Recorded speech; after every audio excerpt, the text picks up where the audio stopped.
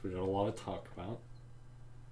I got a rant that I just want to mention. Not anything bad necessarily. I mean, technically speaking, it is, but you know, it's a rant about something. We'll get to it. I got another entire section for a character, but unlike a certain Arc 5 character that I wasn't fond of, this time it's the opposite effect, right? And really, we got a whole bunch that we got to talk about for this video, and hopefully it's shorter than the Arc 5 one, because that was 2 hours, and that was a pain in the ass to edit, and I'm sure that wasn't entirely great to watch. I mean, from what I can tell, a decent bit of people seem to enjoy it, but of course it's a 2 hour long video. I don't blame somebody if they, took multiple different hours of the day to watch it, whatever it may be, right? Makes sense. But unlike that, I'm going to try and keep this one shorter, hopefully. Hopefully that works out. I'm going to try and be more, in a way, critiquing stuff and everything, taking it as a review and not more so a recap. Of course, I'm still going to recap shit, but I want to definitely take this as a review. But anyways, Arc 6. Wow. Alright, I made that one follow-up video that on the channel that you might have seen out of nowhere. Yeah, I still stick by that opinion. In fact, even more now. I don't know how this arc can be topped, right? Arc 5 was definitely really good, right? It had a whole lot to it that was really well done. Characters were great, how they were built. Villains there were great. All this shit, right? The literal best backstory of just anything was in there, right? A lot of it was good, but Arc 6 somehow manages to actually be the peak of the series, and I really don't know how it does it, in a way, really, because I know how, of course, right? But it's so well done that I'm genuinely wondering to myself, how the fuck was this made, right? I mentioned this in that video, the follow-up one, or I guess pre this video follow-up. It's weird how we want to word it, but you know what I mean. I mentioned it there. I'm just I genuinely don't know how this shit was made, because it's just that good. But yeah, so here we are. Sorry that it took a little bit over a month. It was a month, really. If we're gonna be honest, I made the Arc 5 video end of January, around then, something, or I guess it was uploaded then, but still, I uploaded it then because, I was still gonna need a Mark 5 then, and now, on my current date of recording this, it's March 5, which I would argue that's basically a month and maybe an extra week. Maybe 2, considering I'm probably uploading this on the next weekend. So I guess it is a bit over a month, but still, here we are, finally. This was fantastic. I can't wait to talk about it. But before we get into it, there's something I want to mention that I've mentioned for the past few videos, and I need to mention it again, because I have a feeling I know how I'm going to handle this, but I want to see how everybody else might prefer it, right? If there's a preference of one thing over the other. Just want to know. So, I'm going to go into that in a moment here. But, basically, we have Arc 7, of course, coming up, right? That's the big, obvious thing. Also, if it isn't obvious, by the way I'm doing this, I'm going to try and actually just continue talking throughout this whole thing. And that might almost seem lazy in a way, almost. But it's more so that it's not a bigger pain in the ass for me later editing this, right? Because I will say, my biggest problem with the Arc 5 video was editing that shit. Because there were occasional moments where I did not notice I left something in where I was going to take a drink or something. And I was oh shit, I didn't notice that was there. Because Sony Vegas just keeps all the volume at a same level and all that. I don't really feel like I need to go into this too much. I just want to mention it, just in case it almost feels weird with how much I'm trying to, figure out my fonts and everything, in the middle of this, right? That's all. It's just I'm talking completely raw, no editing splits in here and everything. The only time I will do that is if we move on to a different section, like volume 1, volume 2, all that, right? I'm just going to keep going with those, even if I fuck up. Which, I mean, okay, if I fuck up really immensely, I might cut that. But, for the most part, we're just going to keep going, right? For the most part, we'll keep going. If I make a mistake, I'll make fun of myself for that. Whatever, right? But, anyways, big important note here that I want to just ask all of you, because it's important, and it's about Arc 7, how we're handling that, right?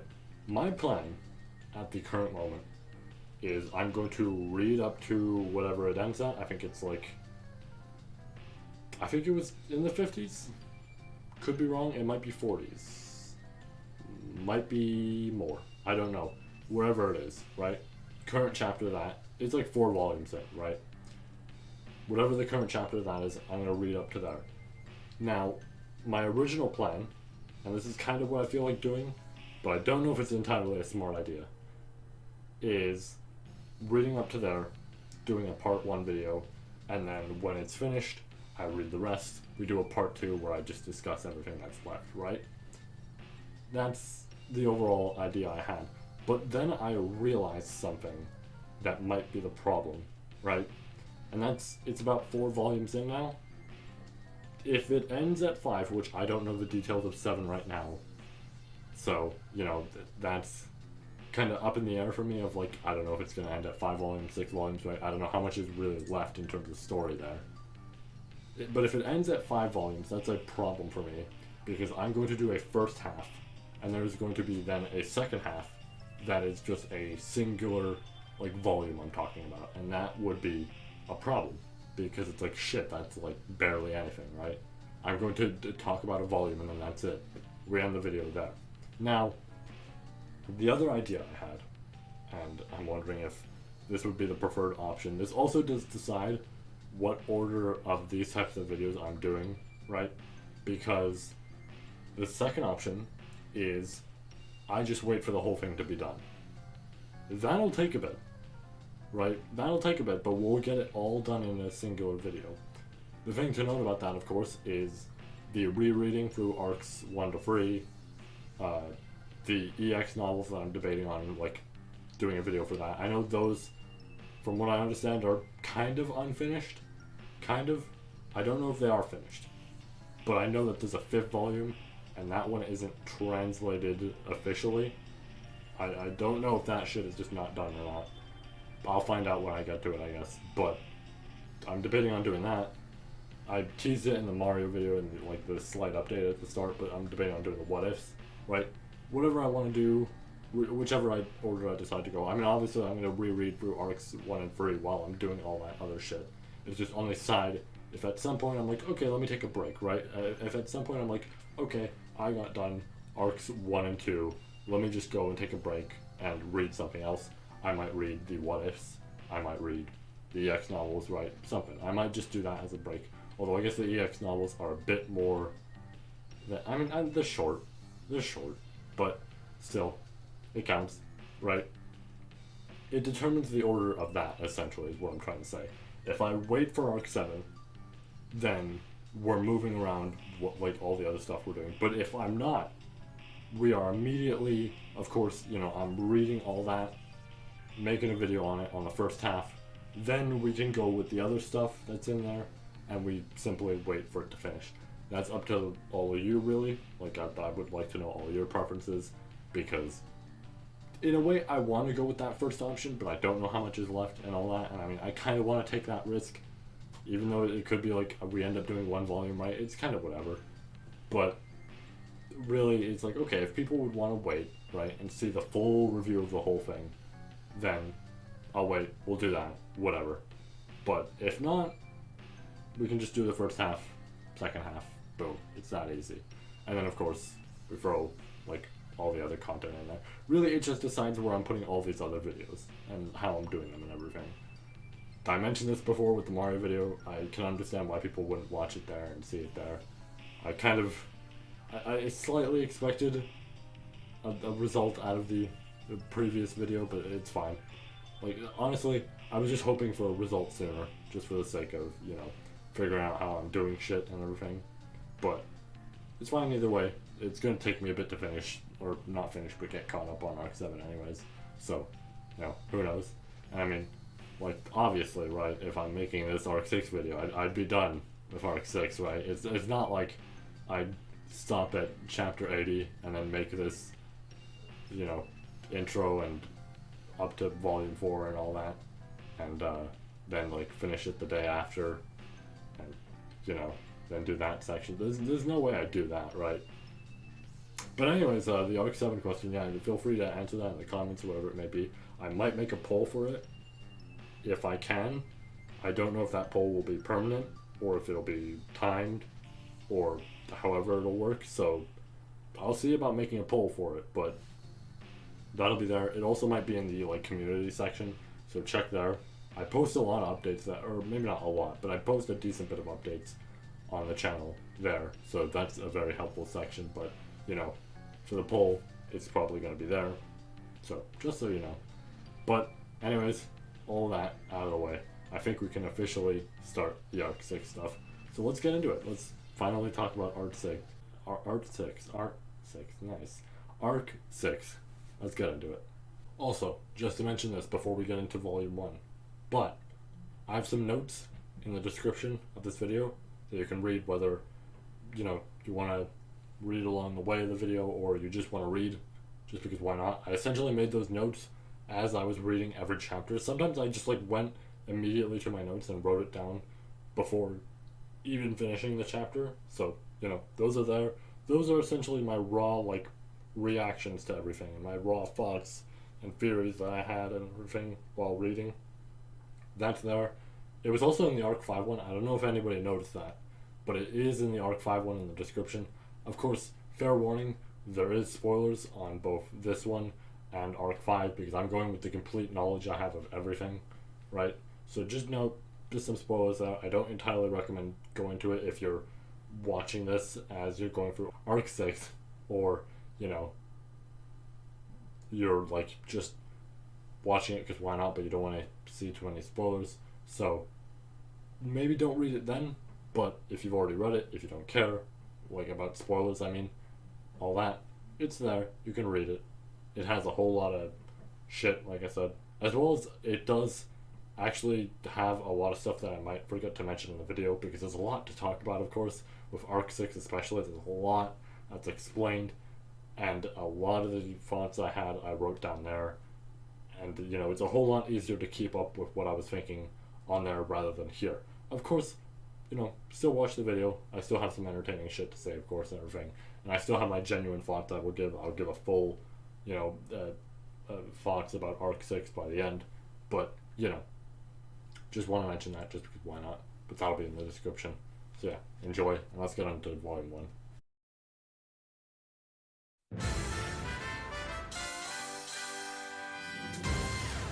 Alright, so Volume 1 of Arc 6.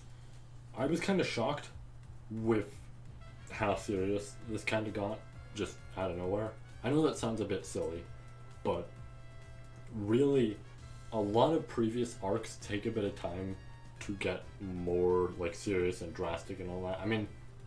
I guess 4 did get drastic pretty quickly, and 3 did as well, but I don't know, 6, it took a bit of time, right?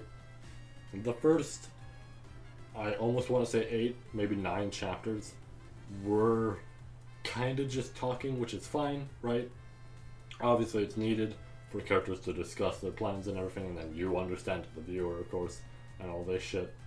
But there was that period of time where it's just characters talking for the most part, and it's just right? It's, at some point it's traveling through the desert, and here's them talking, and it's okay, I'm not super invested in this. Of course, I'm going to keep reading, of course, to see the bigger hype things later. But, and of course, this is, I said, mandatory in order to explain the scenario. But it does feel very simple. I guess a couple of things to note here is the addition of a new character. If you can see the YouTube chapters, if you're not watching this as it premieres, and you can see the YouTube chapters, get ready. right? Like I said, it's not gonna be like Liliana. Don't worry, it will not be like her. It'll be the opposite. I will be praising this character. But we get introduced to our new main character. Not new main character, she does not take over the whole show. Would be funny if she did, but we get introduced to Meili, another one of, like, you know, Subaru's crew essentially now, right? And I do like this addition a whole lot, just to mention it right off the bat, right? Because I'm gonna be honest, me, and I know like a couple of friends of mine and everything, really didn't think much of her beforehand. She, of course, you know, shows up in the second arc, right? Gets kind of introduced there, then flees, comes back arc 4, and then you're like, oh no, the second assassin was you, person that I think I saw before, right? Like, she was kind of just a character who was there, and really didn't do much, other than like, oh, she attacked the mansion, that's pretty big. But at the same time, who the fuck is this person, right? Like, it almost felt like that to me. With Arc 5, though, she got mentioned there. Now, I took note of that because I knew that she was a bigger character in Arc 6, and I also knew stuff about another character that I talked a whole lot about in Arc 5. I'm going to talk more about them here because we get to hear more about them here, right? My new favorite villain. But we heard about her there, right? There was slight mentions. We still don't know what any of that means, right?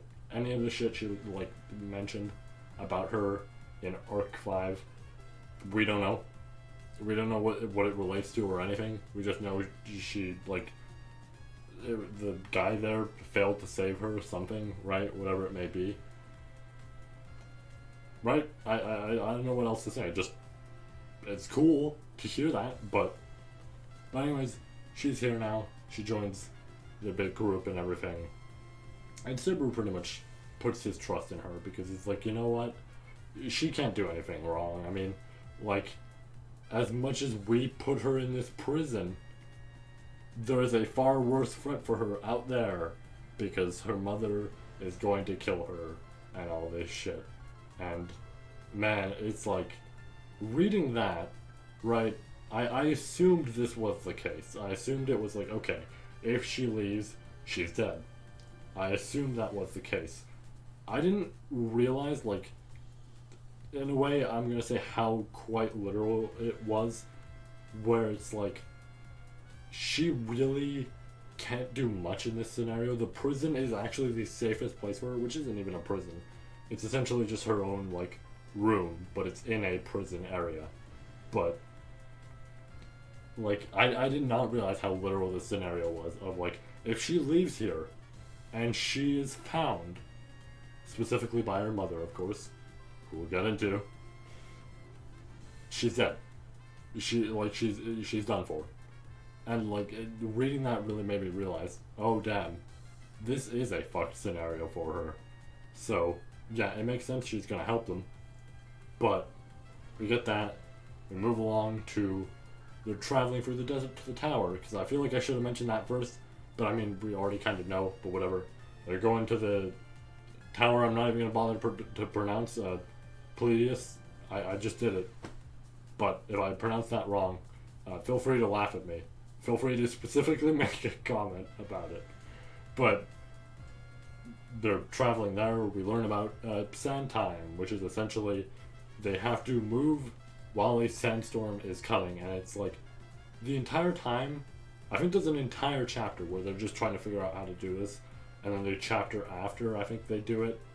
And it's like, okay, right. This is one of the moments where, like, I do want to make a slight complaint of, obviously, some scenes are mandatory and everything, right? They're, like, required, all this shit, like I mentioned. But this one kind of just felt like, really like, oh no, how do we get past the sand time? Or not even like that. It was just like them moving and continually talking, and then it's like, okay, we put up this ice wall. Now we know that essentially that's back there, and we won't lose our way. Let's keep going. Oh shit, we haven't moved an inch. right? And it's like that's kind of the whole chapter almost, and it's just like maybe I'm misremembering that, right? Took me a bit to like go through this. Reminder that the start of this wasn't huge for me, right? It was like sand traveling and all that, and there wasn't a whole lot there. But like, I feel like that's a bit much. I feel like it isn't needed to this extent. Of course, it makes sense to have them be confused as to how to get past this. That makes sense. This is an obstacle. But I feel like there was a bit too much there, where it's like, okay, we don't need to like shove this much like conversation and all this in there, and right, like it's like I don't know. I personally felt like there was a little bit too much. I was getting bored. I'm gonna be honest. I was getting bored reading that. So, yeah. But they eventually get past it because they realize, oh, if we are traveling through the sand time, then we can go past it, and they pretty much do that. Simple as that. Whatever. They get past it. Then we get to obstacle number 2, which is the bears. I don't remember the first part of their name, but the bears. There's bears here in a flower field. And from what I understand, they kind of camouflage well with it. And this is a problem, because they are bigger mobbies that Meili is going to have trouble controlling, since she has a limit on how much she can control.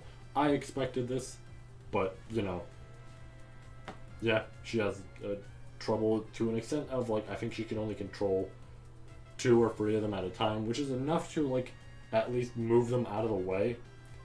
But it'll become a problem, of course, if one of them gets, like, agitated or something, right? Also, forgot to mention this the whole time, right? But kind of felt like mentioning it now, because I just remembered, and, you know, thing I said in the intro about the cutting and all that. But designs. I want to just talk about that real quick here. Character designs. Oh my god. Right? I like character designs, especially if they change per arc. That's huge for me. Some of them might not look great sometimes in certain shows, right? But I do like it when a show goes out of the way to pretty much, like, oh, wow, this is a new arc. Fuck it. Change how everybody looks, right? Just for fun. I like it a lot, right? And they essentially did this with Arc 6, and they did it in the exact way I was kind of hoping for, in a way. Pretty much, like, everybody gets some slight change. I think, I don't know if Anastasia / Echidna got a design change, actually. She might have gotten something, I didn't notice, but I think pretty much everybody does. But there's 2 specific ones I want to mention here, right? There's 2 real big ones that I want to mention. That's, of course, Subaru, number 1. I like his new outfit. I like the scarf, right? The very, like, I'm going to say dried out clothes. I like it. I think it looks good on him for this. Like, it almost, it's weird to say, but I almost feel like the colors and the way it looks and everything reflects him as a character. Really weird thing to say about the design, but I feel like that's how it is. But let me talk about the bigger design choices that I'm very happy about, because if there was one thing that I had a complaint towards 2 characters who are in my top 10, right? It's their outfits. And it's the fact that they were very basic, normal outfits at the start of the series until Arc 4. That it makes sense, of course, why they have them, but it still is like a very, like, right? Like, I know why they have them, their job and everything, but it kind of felt just kind of like, it felt lazy. And that's, of course, Rem and Ram. Their new designs. Oh. Like, legitimately, these outfits on them, I don't know what it is, but seeing those outfits, like the green on Ram, and then like the like pink on Ram, that's not even like, you know, them having opposite colors or anything. But like for some reason, it just like, it caught my eye, as well as everything else there on the outfit. It just looks cool. I like it. Those are good designs. I like those designs. And I mean, I've seen some art later, right? I'm not gonna say anything for the sake of a whole bunch of shit, right? But I've seen some art later without the like hood and everything, right? And for some reason, without the hood, it also like it's not even a huge difference. It's just without the hood, but it like actually still fucking looks cool and almost looks different in a way, right? Overall, I just wanted to state that shit because I really like those design changes. They're great. It takes away from the what once was like this, very simple outfit on all of them, like even Subaru to a degree, which I guess technically speaking, he's always had something different per arc, and I'd never really noticed that. Like, if we're being real, the first arc, he had his regular design, but then he always had the bag with him, right, the grocery bag. Second arc, he had the butler outfit.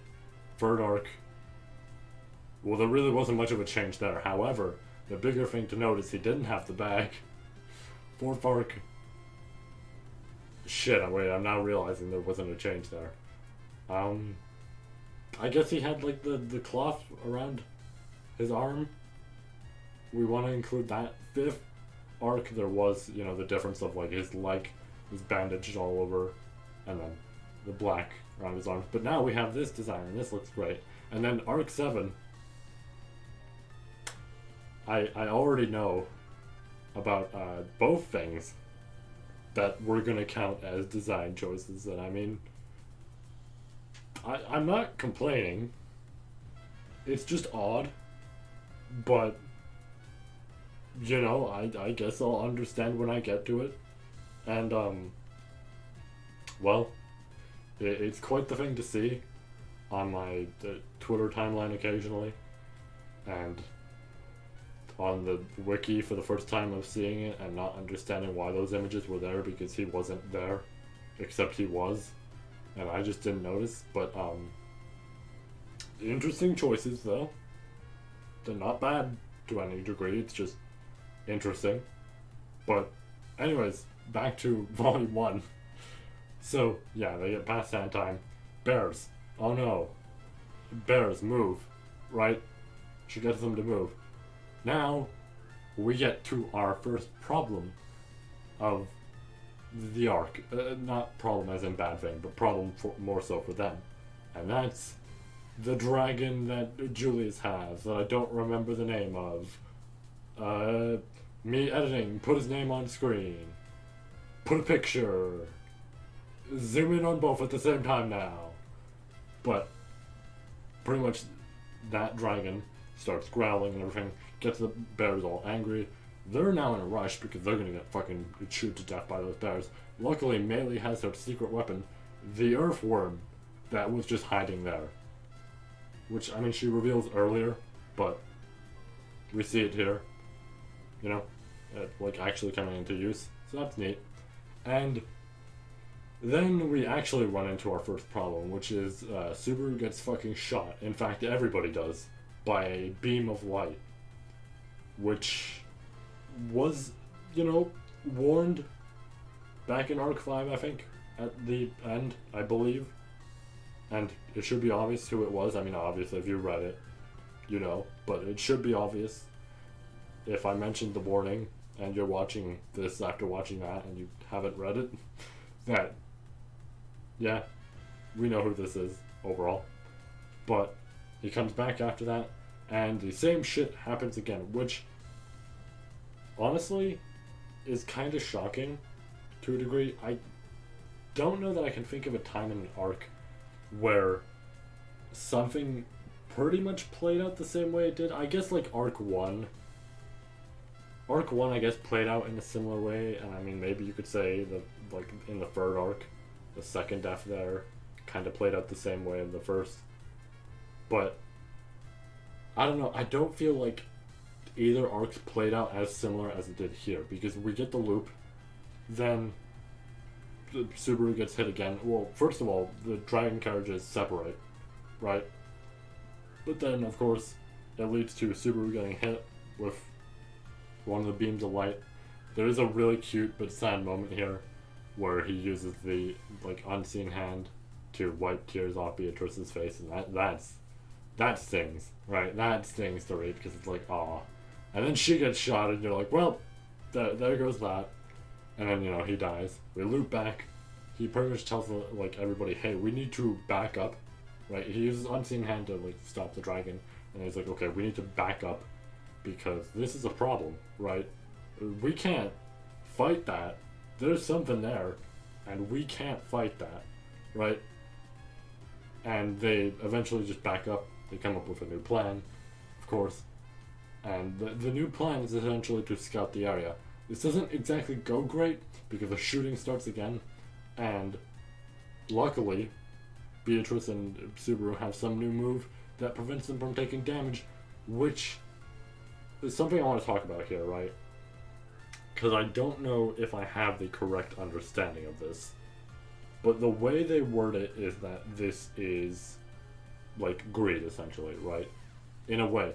But I don't know if this is outright, okay, similar to what they did with, like, Unseen Hand and all that, right? To how, like, Beatrice tried to use it with him and everything. I don't know if it's similar to that, or if the implication is this is similar to Greed's ability, but it's not exactly that. I think it's the first, but I don't know if it's the second, right? I like, especially because of shit later that we'll get to, of course. But, like, I was kind of confused, especially later. I was especially confused later when I was like, wait, was this the, like, greed factor, or was this just an imitation, quote unquote, right?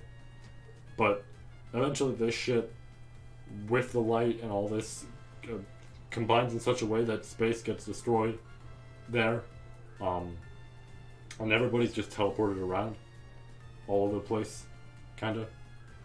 And then the team essentially becomes Subaru, Ran, Echidna, and Patrash, all in this, like, lower tunnel area, which is what it is. It's the tunnel. I don't think it's really much of a spoiler or anything to say this is the lower tunnel to the tower, right? Where the others are, fuck if we know, because I don't even know if they actually outright said where they were. But now we're in the tunnel, and there's two paths essentially that they can take.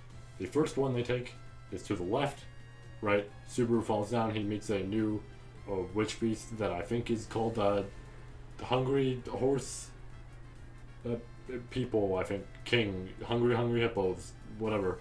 Right? That one. And this one's a problem because it just fucking burns. Like, it is. The rabbit death, right? That one was quite the gruesome death back in Arc 4, but, like, this might be worse. That might sound ridiculous, I know, to some people, but it's like, I would be more horrified of somebody's entire fucking body melting, right, out of their ears, out of, like, their face, all this shit. I'd be more horrified watching that than somebody getting gnawed to death. That second one is still bad, don't get me wrong, but it's like, I don't know, I'd be more horrified seeing the person melting to death. But that happens, right? He dies. Now we loop back. We take the right path. And, oh man, this scene on the right path. Okay, so, just gonna outright say it. He's gonna die again here. But the big thing about the right path is, and I guess I forgot to mention this earlier, but it's not, I'm gonna say it's not anything too huge, for the most part. And it's the fact that the miasma from, like, the witch being sealed in the tower, which I don't even know if I mentioned that part in the Arc 5 review or here, but she's there. She's sealed in there. But the miasma from that can affect food, water, all this shit, but it also can affect essentially people, right? It can affect somebody's mindset. And this especially goes for this tunnel, right? This side of the tunnel. It affects people's mindsets a whole lot here. And, oh my god, this scene. So they're walking for a while. From what I understand, this side of the tunnel, I don't even know if it gets to the tower, right? We don't know. But it's long, and it's tiring, and it slowly but surely breaks your sanity to a point that Subaru and Ram start yelling at each other, right? Not even just yelling, they try to kill each other outright. More so Subaru than Ram, but Ram does it, of course, back as self-defense. So it's kind of just they're gonna kill each other at this point. But they do get into an argument here where I'm like, shit, I don't know who's like in the wrong here, because of course Subaru brings up the point. He gets pissed, right? His sanity's dropping, and he gets pissed of like her constantly ridiculing him, and at that point I'm like, his kind of point, and then the Ram of course says some shit back to him. She doesn't even know if anything he's saying is like the truth, right, about Ram and all that. Like, for all she knows, he's just fucking lying about him being Ram's hero, and I'm like, fuck, right? I don't know what to say. I'm like, shit, they're both right, because really in this scenario, yeah, neither of them like really have any problem there. I'm gonna say there is a problem, but like, I don't know. I don't think either of them are in the wrong with their arguments, because they're technically true, right? She does ridicule him a lot, as well as everybody, and it's like, obviously she shows the tough side and everything, right? That's her whole character. But it's like, she does do that a lot. But she also has a point in doubting him, right, about this shit. It's like, it's weird. Echidna tries to step in to be a middleman here, and she just outright stabs Ram. I think because she more so trusts Subaru, since he knows everything about like Echidna being Anastasia currently and all this. So she just stabs Ram as the fucking like, alright, well, neither of you are having any sense here, so I'm just gonna take out this knife and boop. And yeah, essentially kills her, and has a nice little handshake with Subaru, which I don't even know if I don't even remember actually. They went into that handshake because promptly after, she gets hit with a blade of wind. Ram's not dead, but hit with a blade of wind, and oh look, there's the guts and the blood, and yep, she's dying. And the implication they almost try to give here, from what I remember, is as Echidna was hit by that and is now like dying and everything, she isn't even Echidna anymore. She's like actually Anastasia, mostly because they say she's panicking about like death and everything, right? She's panicking about not wanting to die and all this shit. And I think they mentioned something about it possibly being her. I don't know how correct that is, right?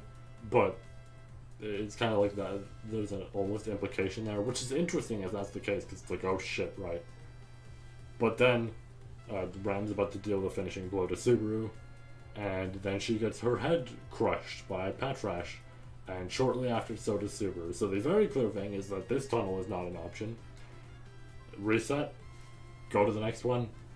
Okay, time to deal with the witch beast. They slowly but silently make their way. Doesn't exactly turn out great, because I mean they're fucking up and everything.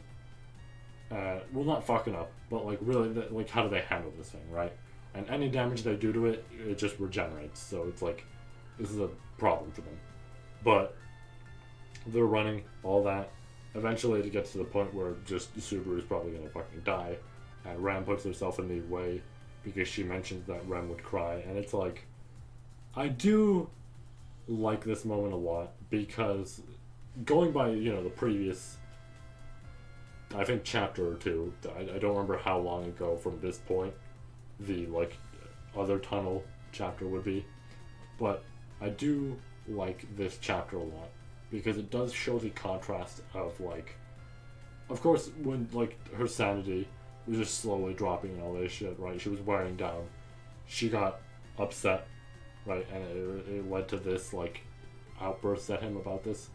But it shows here that, like, without that or anything, like, really, truly, she feels like he's telling the truth and everything. And, like, in some part of her mind, she believes that. I also forgot to mention something here that I'm now realizing.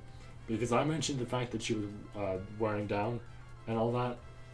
And I forgot this even happens earlier as a conversation, because a lot of the stuff that happens at the start, it's important, but, like, I would argue it's very, like, it's almost easy to forget some of the shit that's, like, talked about at the start. But one big thing I forgot to note was Ram is in a condition right now where she's essentially, like,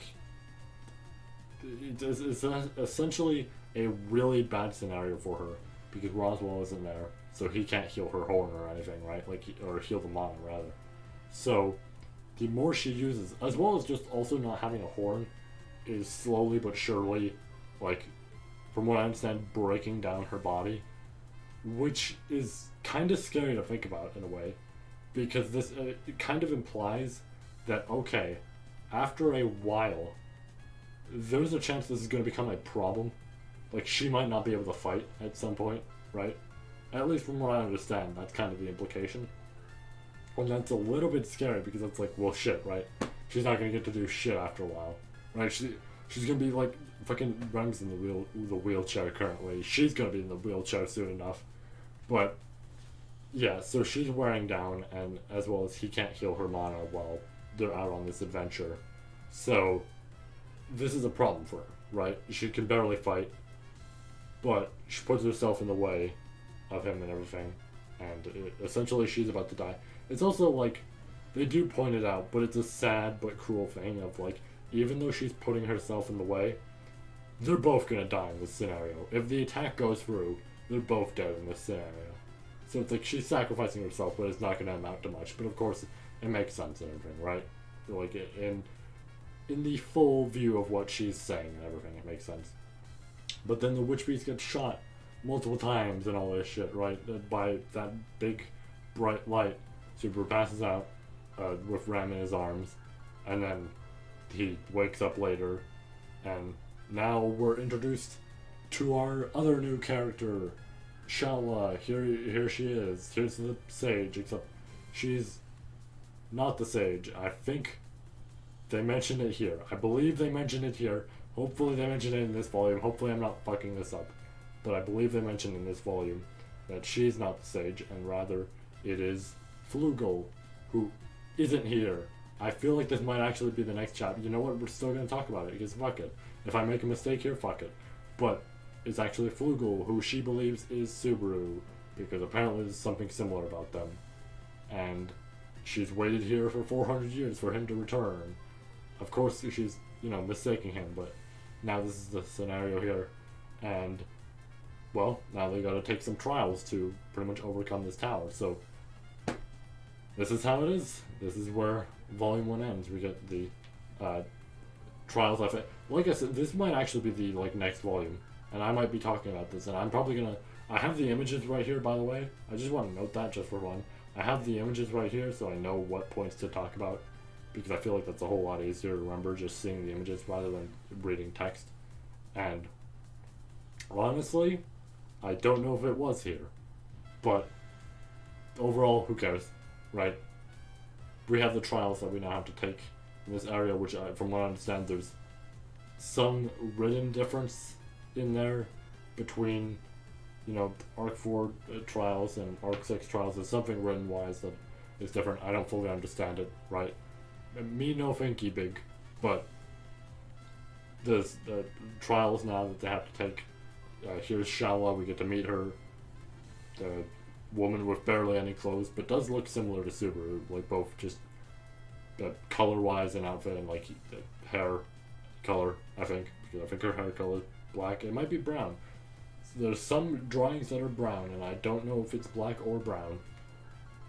Honestly, this is an Elsa scenario 2.0, because for the longest while I thought Elsa's hair was brown, and then I thought it was black, and then I couldn't fucking figure it out. I think it's black, but... Anyways, Volume 1.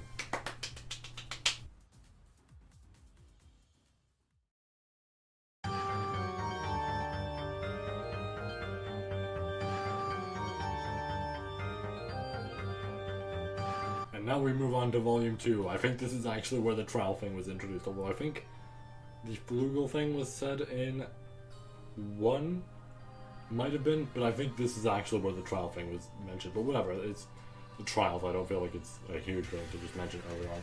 But anyways, we have trials to do now. Woo! Right? Let's just quickly, of course, get into it, because why not?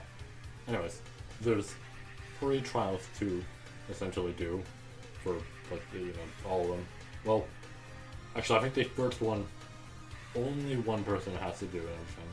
The second, we'll get into, of course, but For the first one, it's this big, the black slab, whatever you want to call it, right? That's just there, and it mentions essentially, I don't remember what it is, because my brain no think big, and big stars don't remember, right? But it's something star related from what I remember. I think Orion. I think. Crazy how I say something like that and then I just, I remember somehow. But it's something related to that.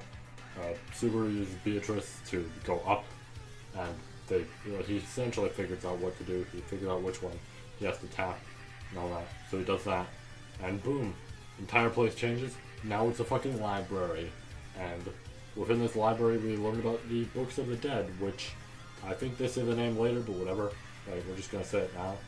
The Books of the Dead essentially are books you can read if you are acquainted with the person or something, right? You know about them, or you met them rather. You're familiar with them. And it essentially brings you through their life all the way up until their death, pretty much. Unless, of course, you're like pulled out of it, the halfway. For Julius, he finds somebody who he had met, I think, or something, or no, he killed, right? He killed in Wallachia.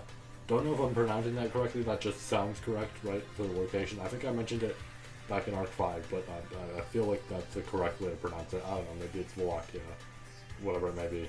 But he reads a book about somebody he had killed there, which from what I understand, this is in the EX novels, because, I mean, they're on the cover of, like, the fourth one, and he mentions, like, Reinhardt going there as well, and, like, Felix and all that, and it's like, well, that is the cover of the fourth one, so I'm assuming that's there. I guess I'll learn about that when I get to that. But that happens, and then Subaru reads, who does he read first? Typhon, right. He reads about Typhon's past, like the Witch of Pride. And throughout this volume, we get all the backstories of each and every one of them.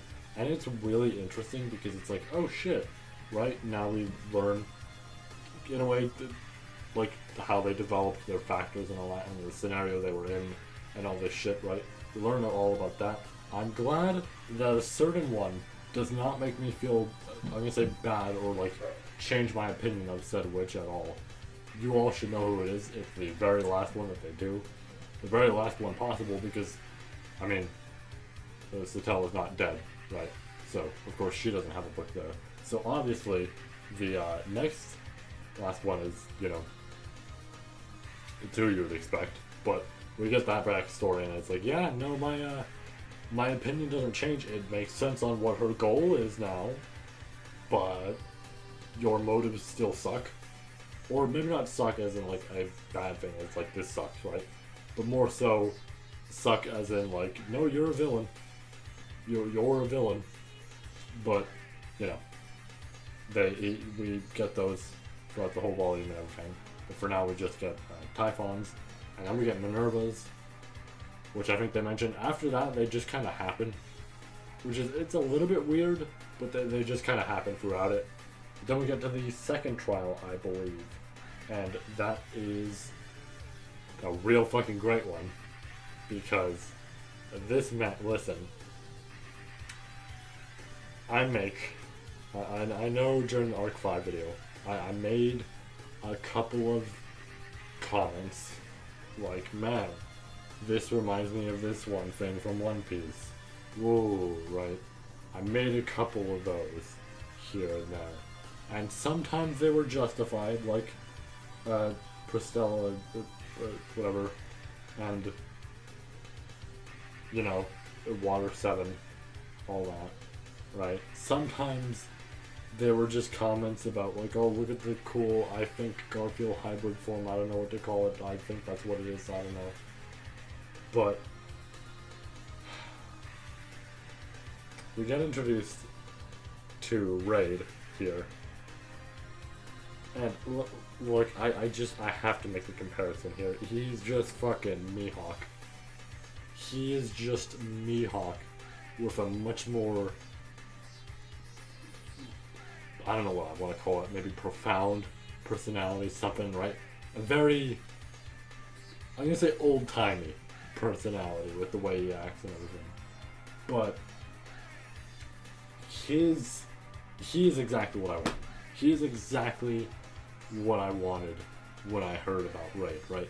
His fucking skills are like insane. The biggest thing I should know, right, is that he has like he uses pretty much no magic. He had 0 divine protections. He was strong and fast, but that's like just something natural, I guess, that he had. And it's like pretty much with the way they word that, it's essentially okay. So there is nothing special to him really. He's a really good swordsman now, and this is immediately demonstrated when he starts filing. Yeah, he puts him in a big old file. He starts fighting Julius, and he takes out some chopsticks instead of a sword, and is competing. Not like he deflects the sword. No, he is competing. In fact, he's overpowering him with chopsticks. And the first thing that went through my head is, oh, the fucking like necklace dagger that Mihawk had that he took out, that he like stopped Zora's blades or what. Yeah, alright. Right. I got reminded of that, and I'm like, he's just doing this. There's no powers he has. He's just doing this. How? Right? And this immediately made me go like, he's fucking cool. He's so fucking cool. His personality, I mean, it could use a little bit of work, but oh my god, he is cool. But that happens, right? Julius gets his ass kicked. Echidna tries to shoot some fire, and eventually just passes out in a way, because, you know, she's using fire that, like, Anastasia really can't use a whole lot of, and it takes away from her own life. And after that, it's like, okay, who's next? And Amelia takes the stage. She tries to attack Raid a couple of times. A lot of it doesn't work until she catches him off guard and hits him with, like, gloves, I think, of ice over the head. So she passed. Cool. Now she can move on. And everybody else, of course, still has to take it. So that kind of becomes a problem here. Everybody has to find a way to take his trial, like, you know, in their own way. And, like, this is now, like, okay, they have to strategize all this and everything. And as soon as they bring Julius to the green room, which I didn't mention, but I feel like I didn't really need to mention it till now. Essentially, a room that is a spirit, like it itself is a spirit, and it heals whoever's in it with a maximum capacity of 4 people. But he takes Julius there, lays him down, lays Echidna down, and of course Ren and Patrash are there. Forgot to mention Patrash is hurt from the, like, Witch Beast thing from Volume 1, but, right. So Patrash is there. They leave, they try to figure out a strategy. They overall have an idea of, okay, we know what we have to do, each respectively, and then Subaru goes back to check on, like, Julius and all that, and oh no, he's out of the room. And this is where I started thinking to myself, right, not even this is where, but during, like, his fight against Raid, right, I started thinking to myself, oh man, this is similar to episode 13, or, like, you know, that third arc moment, where Subaru's trying to, like, show himself up to, like, Julius and all that, and then he gets absolutely humiliated. And I was starting to make that comparison in my head. And then I got to the chapter right after, you know, the shit we were talking about and everything. And they outright made a reference to it, and immediately in my head I went, oh cool, I'm glad that's exactly what this is, right? I'm glad I perfectly guessed this shit, and this is exactly what this is. And I mean, you'll see it in my notes, right? You'll see it down there. Like that, you'll see how I went from, like, comparing it to that to immediately, like, I fucking called it. But anyways, tries to fight Ray, really does not work out well. He just gets more injured, and Subaru has to carry him down.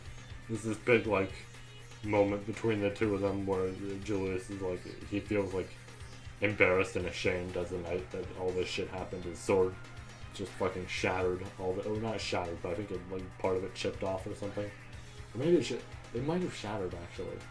I don't remember if it did shatter. Because I think he lays the sword on the bed.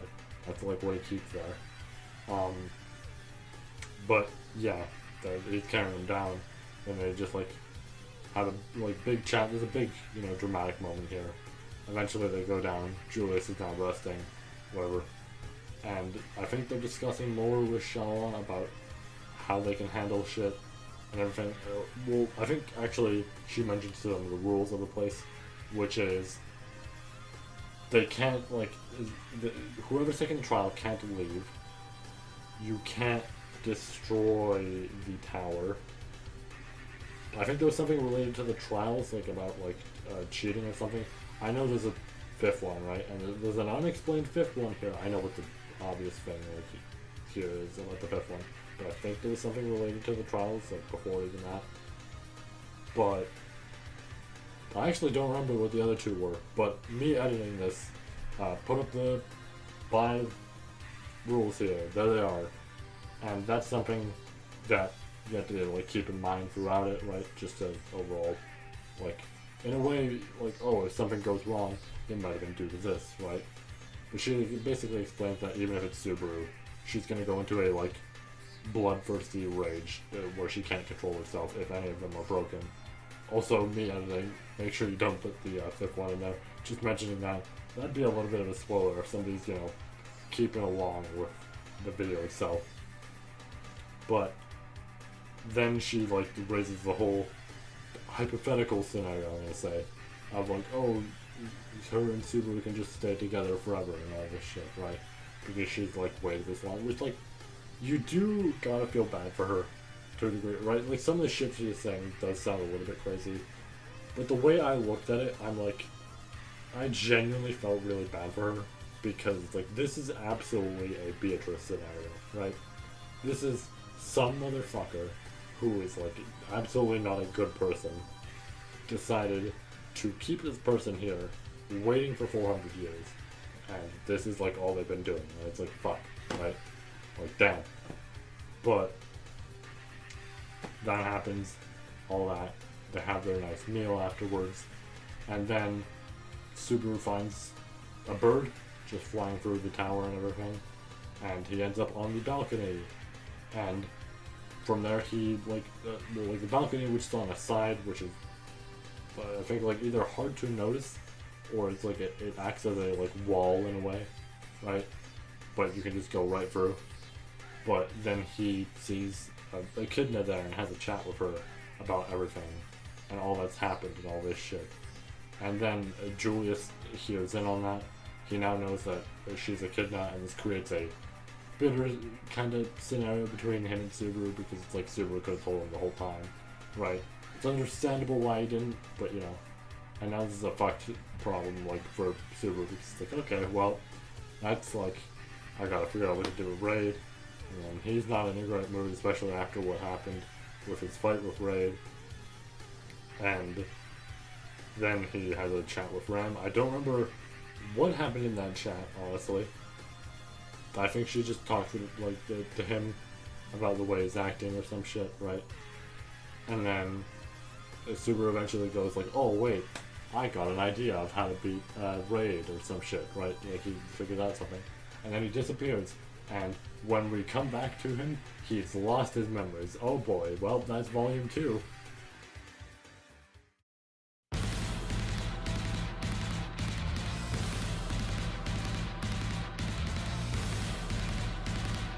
And now we're on to the 3rd volume. Now, something to note here, right? In case you are following this at the same time as, you know, you may be reading yourself or something, and you may be reading this on the online fan translation website, right? Something to note here, I am going off the light novel version of this volume, which I think is up to chapter, I don't even remember, it's like chapter 55 or 50, no, not 55, 54. I actually remember that for a fact. I remember that for a fact because I remember what 56 is. It's up to chapter 54. So if you're going off the online translations and like reading that while, you know, you're watching this video, and get up to chapter 54. This will not be the third phase you see there. This will be up to that, because that's where it is in the light novel. But anyways, on to this. Oh my god, this volume. I got a lot to say.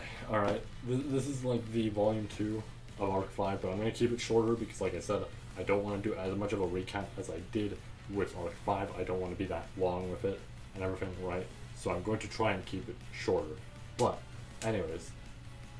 So, Subaru's lost his memories at this point, right? We don't know how. The big assumption is something trial-related might have happened. He has no understanding of this shit because his memories, he lost them, but it was to a point of, because he's from a different world, he lost only up to essentially as soon as he came in, right? Like to this new world. So everything he has, grocery store and pre that, right, he still remembers. But now we've entered into this scenario where it's like, okay, he doesn't remember anybody. This might make a few problems and all that. For one, he has a talk with like Ran first, but he basically explains that to him because he pretty much says, I don't remember any of you. And he has a talk with Ran first, and you feel bad for her, right? Because you can tell this whole scenario of her trying to like remember Ren and all that, and like her and Subaru were pretty much being the only ones who do like kind of remember her. I mean, Subaru remembers her more than Ren does, and it's like you do feel really bad for her. And this scenario, it hits home because it's just like, oh fuck, right? You can tell that she is like, she's pretty much in agony at this point because she's wearing down, right? There was only one other person who remembered her sister, and like this would also, if she were to wake up, right, if Rem were to wake up, he would not remember her, and that would like kind of actually make her cry, right? So it's like, yeah, it makes sense that she has this like breakdown in front of him and all that, because it's like, yeah, this is quite the problem, huh? But they go back to the library because that's where he last went, or at least that's where they found him collapsed. And they go there, they try and figure out, okay, maybe he was reading something that caused the problem, or maybe something happened. They can't really find anything, right, that is related to this, like something that might have taken his memories and all that. And he's hanging out, of course, like by the side because they don't really want to get him involved. And he's trying to figure out at this moment, I think it's here, it might be the next loop, but I think it's here, like what exactly he did to become this person that all of them trusted and everything. And tries out his whip, he tries out, you know, like if he has any special abilities. He really can't find anything. And eventually he goes to like the staircase that connects to one of the lower floors. I don't remember if it's like floor 4, it might be floor 4, because I think it's the library connected to floor 4, but so is the second floor. Really confusing to say, I know, but I think that's how it works. But he goes to the stairs connected to that, essentially, I believe, and I don't know where he gets a light push in the back, and he falls down and dies, right? And now he's back, and now he thinks his ability is some shit like, oh, he has dreams where he can figure out the future and all this shit, right? Once again, not a problem of like he lost his memories, so everything plays out in a similar manner. And overall, everything I think happens the same. I don't really think there was too much of a difference. I think at most, he might have talked to Julius here. It might have been actually after. He might have talked to Julius here. Don't remember. I think that's after, so you know what? I'm going to leave it for now. I'll talk about it in a bit. But, actually no, I don't think it is. I think he does talk to Julius here or something. Because I believe he talks to Julius, and like he mentions like, oh, the previous day, because apparently something had happened with him. Or at least from what he knows, right, something had happened. And it's not exactly a great conversation, because, you know, Julius is very upset about, actually no, this is, I realize what this is. Fuck, I talked about this too early. You know what? Keep that noted. That's for the, there's a lot, right? There's a lot that happens here, and I love a lot of it, but oh my god, it happens all so quickly that I forget. Okay, keep that noted for later. right? We'll put that aside for now. I remember when that happened, don't worry. But he gets pushed off again from the library, like after pretty much going through the same shit. He remembers that he died. He also dies way worse here. He like tries to stop himself from falling and all that and just hurts himself more. Which now, after that loop, he remembers fully that he's died and he pretty much trusts nobody there, right? He does not trust anybody like there at all that shit. It's like it is a scenario where it makes sense because it's like really why would he trust any of them? He lost all his memories and now twice he's been pushed in the back and fell to his death, which means somebody's trying to kill him. He doesn't know who it is, right? Could be any of them. They could be pulling like a facade, right? Like whatever it may be. So now he's got to figure out who that is, except not really. He kind of runs around, ends up seeing Raid. Raid smacks him. Then I think he has this shit where it's like, you know, Satella kind of shows up and like caresses his heart and all that. And then now he's trying to figure out how to leave, like how to escape essentially. He escapes. Oh, right now I actually remembered something that would have been like huge if I forgot to mention here. It'll be in a second, of course, but still. He essentially leaves. A giant earthworm appears, which of course is probably like one of the ones Meili had or something, or it might have just been there.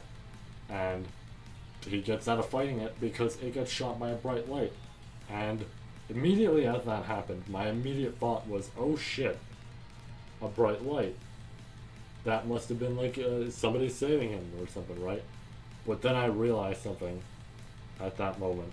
And I mean, I knew who saved him. I'm going to be honest. I knew about the ability, right? But then I realized what he had done. And I thought to myself, oh shit. He left. He left the tower. Oh no. Right? So, that was a problem. Right? He drops down back into the underground tunnel, except this time it's different where he is. He eventually finds a way to crawl out of it, and he ends up in a room, and this is huge, right? I would have been upset at myself if I forgot this. Like I said, there's a lot to talk about, and I might forget like about this shit. I am using like images because I don't want to use notes, which will pause me. But the notes, of course, like I mentioned, that I have in the description and all that, at the very least, those will always keep up with what I'm like really trying to say, right? But he ends up crawling out from like under the tunnel and all that. He finds an opening, and from there he sees a door, and that door lights up with 4 out of 7 lights. And my immediate reaction to that was holy shit, right? Because okay, sloth, greed, and then in a way envy makes sense, right? Because he does have return by death, and return by death is essentially like that factor, right? So that makes sense, right? It adds up that it's like, okay, yeah, that would be there, right? Satella is like technically helping him out with this shit, so yeah. But then I realized the 4th one, and I went, oh, that's pride. Oh, he has pride. That is the pride factor, right? And it's always been hinted at, but it's never been outright said at all or anything. And this pretty much just proves, oh, he has it, right? There is no like chair for like the next pride or something, or like a pride we don't know about or something. It's him. He is the one, right? So there is no pride within their organization, which really, by the end of this entire arc, it really narrows down who is left, right? The only person who, like, isn't nullified, I'm going to say, in some way, right? It really narrows it down, and it gets me excited. I know that is kind of like spoiler water territory type of thing to talk about, but, I mean, I'm not saying too much about it, don't worry. So, at least right now, so. But it does narrow it down, and that gets me excited. But then he goes all the way back up the stairs because the thought process he has is like, you know what? Fuck these people. If they're gonna kill me, I'm gonna kill them first, right? And he walks all the way back up, only to see pretty much all of them dead. All of them died somehow, right? And then Patrash shows up. He's of course hostile towards Patrash because, right? He barely fucking knows if the dragon is the like trustworthy one, right? Except Patrash saves him from Satella, who's now out. And this is something that I still don't understand because of course I'm not fully done. If it wasn't obvious, I'm not fully done. I'll be done by tomorrow, and maybe then I'll understand, right? Maybe then I'll understand when I make my full, like, essentially full perspective and, like, view and all this shit of, like, the arc and how I feel about it, right? But right now I don't fully understand why the fuck she's just able to come out of nowhere, right? The only thing I can assume is because shit in the tower is getting fucked up, right? The tower's getting fucked up in all sorts of ways at the moment, so it would make sense that she could come up, I guess, but still, Patrash saves Subaru from it, so now he's safe, and he gets his head lopped off by somebody. I don't think they explained who it is, like, outright, but I have a feeling I know who, by the way, like, the words they said, plus the way he died and everything, right, like, being decapitated. I'm like, okay, I have a feeling I might know who, but then we move on to the fourth loop here. We're having 4 loops. And oh man, this one's crazy. Alright, so to start it off, right, he trusts Patrash, of course, first. But the big thing he decides to do here is not reveal that his memories are gone, because that might affect things. And this is when he has to talk with Julius that I was talking about the like previous day, and they have Julius kind of like make some remarks about it and everything, right? But something interesting happens this time that didn't happen the last. I mean, the big thing first is that Subaru's pretty much stuck in the green room because they don't think he's in the right mindset right now. He was also checking Amelia's neck to see if he could break it. But I mean, they didn't notice that. Even she didn't notice. She didn't care, right? But he was checking that and all that because he was essentially like just gonna kill them, right? But something different happens here that didn't happen before, and that's Meili walking into the room and trying to see, like, essentially what's up with him, right? Or not what's up with him, but like have a chat more so, right? She's trying to have a chat about what happened the other day. This is fucking new because this hasn't happened before. And alright, so they go, they have their chat, except we don't see that chat. We cut back to it, and she's dead. She got strangled. And there's scratch marks all over Subaru's arm. One specifically saying he was here, like Natsuki Subaru was here.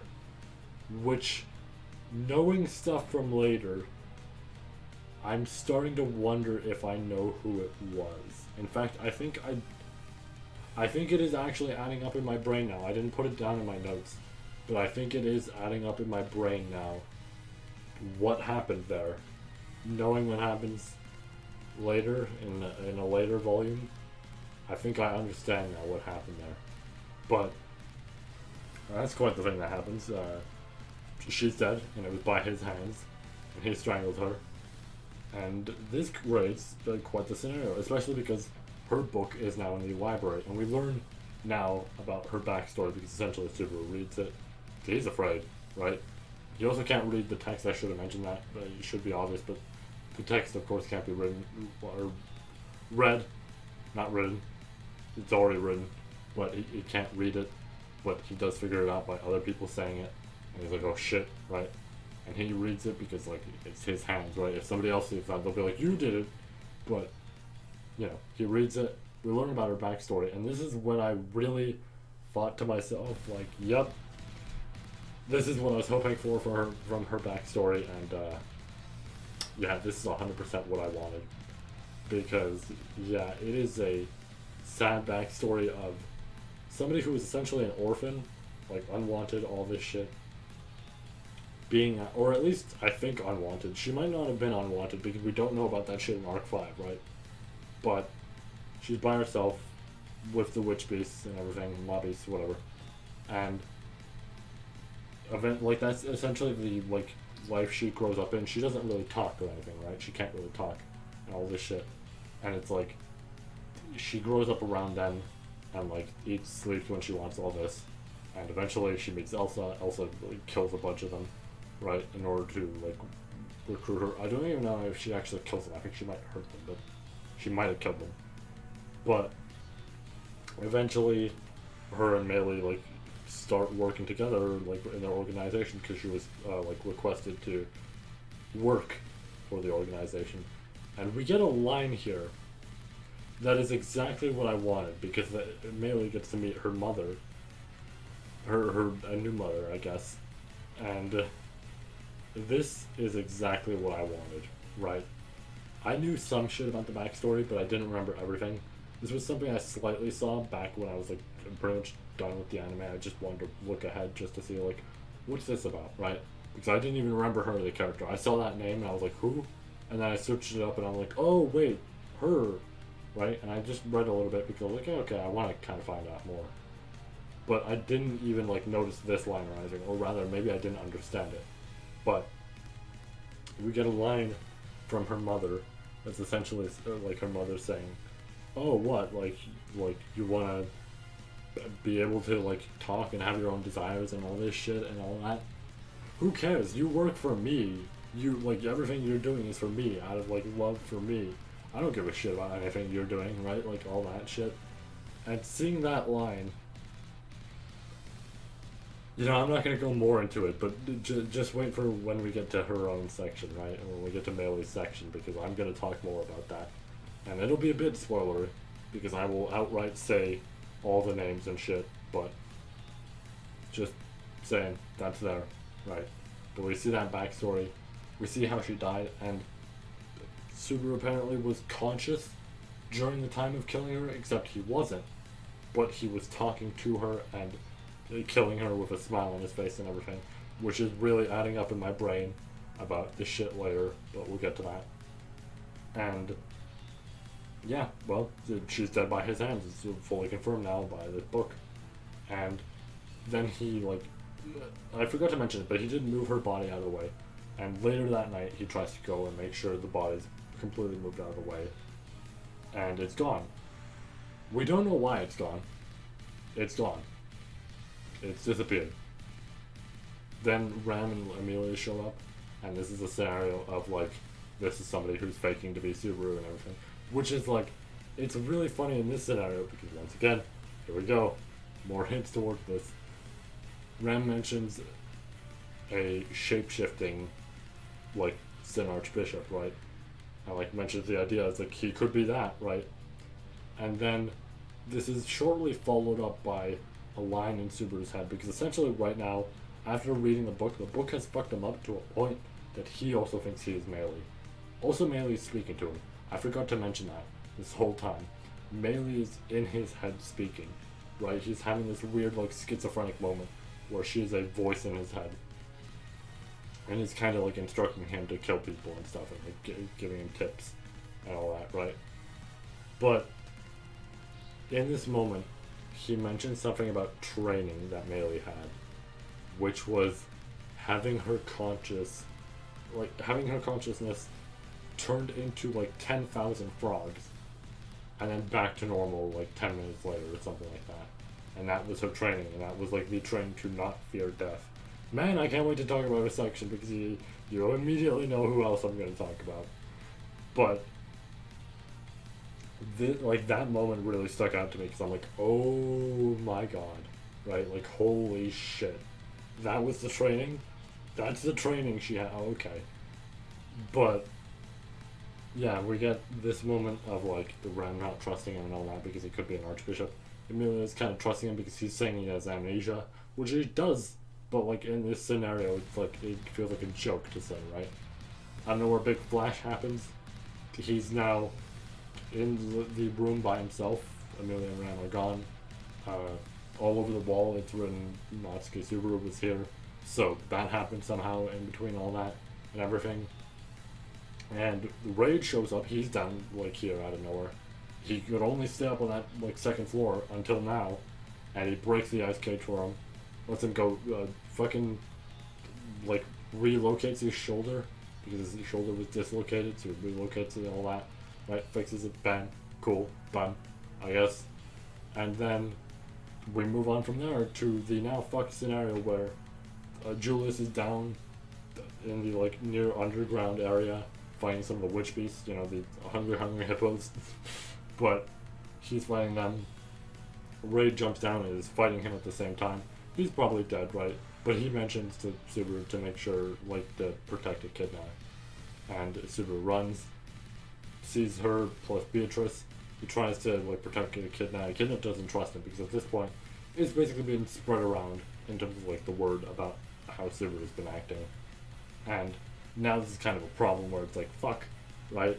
Like, they don't trust him. Beatrice does. Meili does all this shit, but that's because of how close they are to him. All this. But then, out of nowhere, a scorpion appears. A big old scorpion, just on its way to kill him.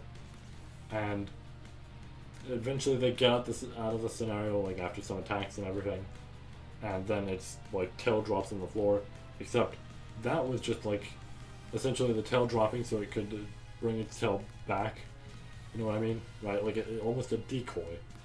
And it shoots them, it kills Beatrice, and, like, wipes out the lower half of Echidna's, like, body. Like, her legs are gone. Right?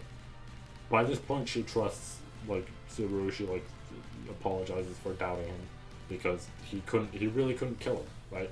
We get to this point where Meili is no longer a voice in his head, and he cannot kill her anymore. And, like, he can't kill Echidna, all this, and it's like, it's a sad moment where she realizes, fuck, I doubted him, and, like, he was actually being serious, and all that, and she dies there after saying that. Then he finds Amelia. He's, like, having a freak out because, you know, like, all this shit happened, everything happened. He doesn't feel like he's trustworthy at this point because of all he's done. And Amelia's having this very heartfelt moment with him where she's, like, asking for his name and all that and everything. And it's really good, right? It goes from, like, this, like, him freaking out to eventually him giving his name and everything. And, I mean, this art, it's good, right? Don't get me wrong. But I pointed out to a good pal of mine, and I really can't get over it, and I'm gonna ruin this art for all of you, but this image of Subaru here, right, specifically Subaru's side on the image, kinda, you know, a little bit of a Robert Downey Jr. image there, just a little bit, you know, but that happens, right? They fall down into the, like, Satella shadow emerging through, and that pretty much ends the volume from what I understand. Or rather, he loops, he, like, acts as if, actually no, I think he does mention he lost his memories once again, and now we're restarting again, but this time he knows a bunch of shit, right, and he knows that overall most of them are, like, trustworthy and everything. So now we move on to volume 4.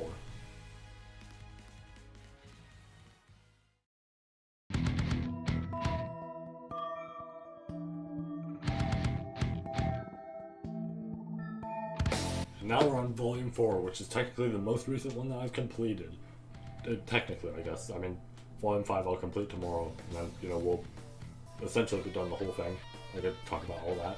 But even though it's the most recent, I wouldn't be shocked if I still forget shit, because there's a lot discussed here, and I'm gonna try my best to go over most of it. But, basically, Subaru talks about to everybody that his memories have been fucked, all that.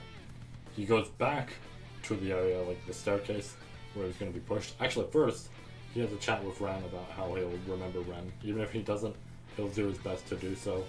And, like, Ren essentially holds him to that, and pretty much tells him, okay, if you fucking don't, I'll yank it off, I think is what, like, I think that's what she, or that might have been what she said earlier, but I think she might say it there, and it's like, that's a line of, like, oh man, alright, don't fuck up.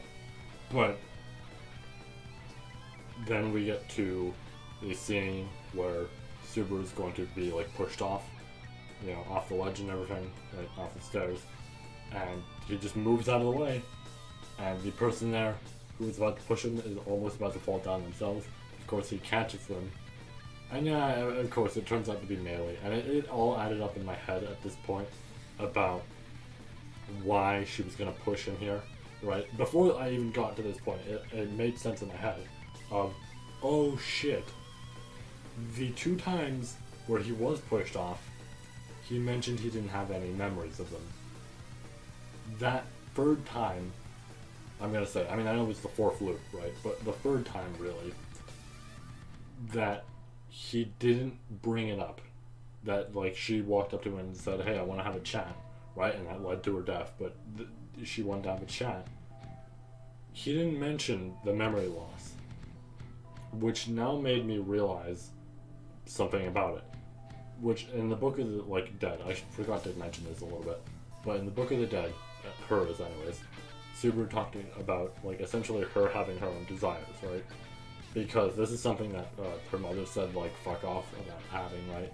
And all that. And Elsa, I forgot to mention, tried to tell her, like, do not be similar to mother, right? You can stick with me, just don't be similar to her, right? And all that, because, like, even Elsa knew that that person wasn't good. We'll get to that soon, don't worry. We're close, we're real close. But it's essentially this whole thing of, like, Subaru also tells Meili about, like, you should be able to have your own desires, right? You shouldn't follow some plan that was screwed into your mind, right? All this type of shit. In a way, something like that. And now it's like, it makes sense on why she pushed him, because at that point, right, the big thing here was revenge, right? Elsa's dead, and Subaru's, like, partially at fault here, and it makes sense why she was, like, angry and everything, which honestly, I was questioning why, like, Subaru was at fault here, until I remembered, oh yeah, Arc 4 was different with the novel, right? There was the whole zombie Elsa thing, or whatever we want to say, and he was kind of there during that, so I guess he would be the one deemed responsible, but, you know, it makes sense why her drive would go from this whole thing of, like, let's have a talk, to he doesn't remember us, like, having that chat about how we're gonna, like, have this talk, or maybe not how we're gonna have this talk, but how I want to have a talk with him about all this, right? He doesn't remember anything. I'm just gonna fucking kill him, right? Like, nah, I'm just gonna go back to my revenge plan, right? That's essentially what she's thinking, from what I understand. And it makes sense, honestly, when you think about it like that. Like, yeah, you would go back to that if, like, that entire part just crumbles down, right? So it makes sense. But he has a talk with her where he pretty much promises that, like, he'll do good, all this shit, right? He wants to essentially have her be better, like, a better person and not follow by Elsa's example, right? He can miss her. She can miss her, but he doesn't want her to, like, exactly follow her down to a T, right, with, like, all the killing and all that. And he will be a better example for her. He will, like, show her that, hey, I'll, like, get us out of this safely, all that, right? No problems. I'll be a good, like, role model here for you and everything. And it's like, and if I break my promise or something, you're free to kill me. But should that happen, right? Who knows? But, like, really, he's gonna try his best to be better and everything, and be, like, a bigger role model for her. And pretty much everybody knows about the chat, but it's an overall thing for everybody to be, like, better, so that she can become somebody who isn't exactly an assassin and more of, you know, a little girl that they have who can use wish beasts and not kill people in cold blood and all that, right? Everything. But after that scene, they all discuss a plan of what to do with Echidna.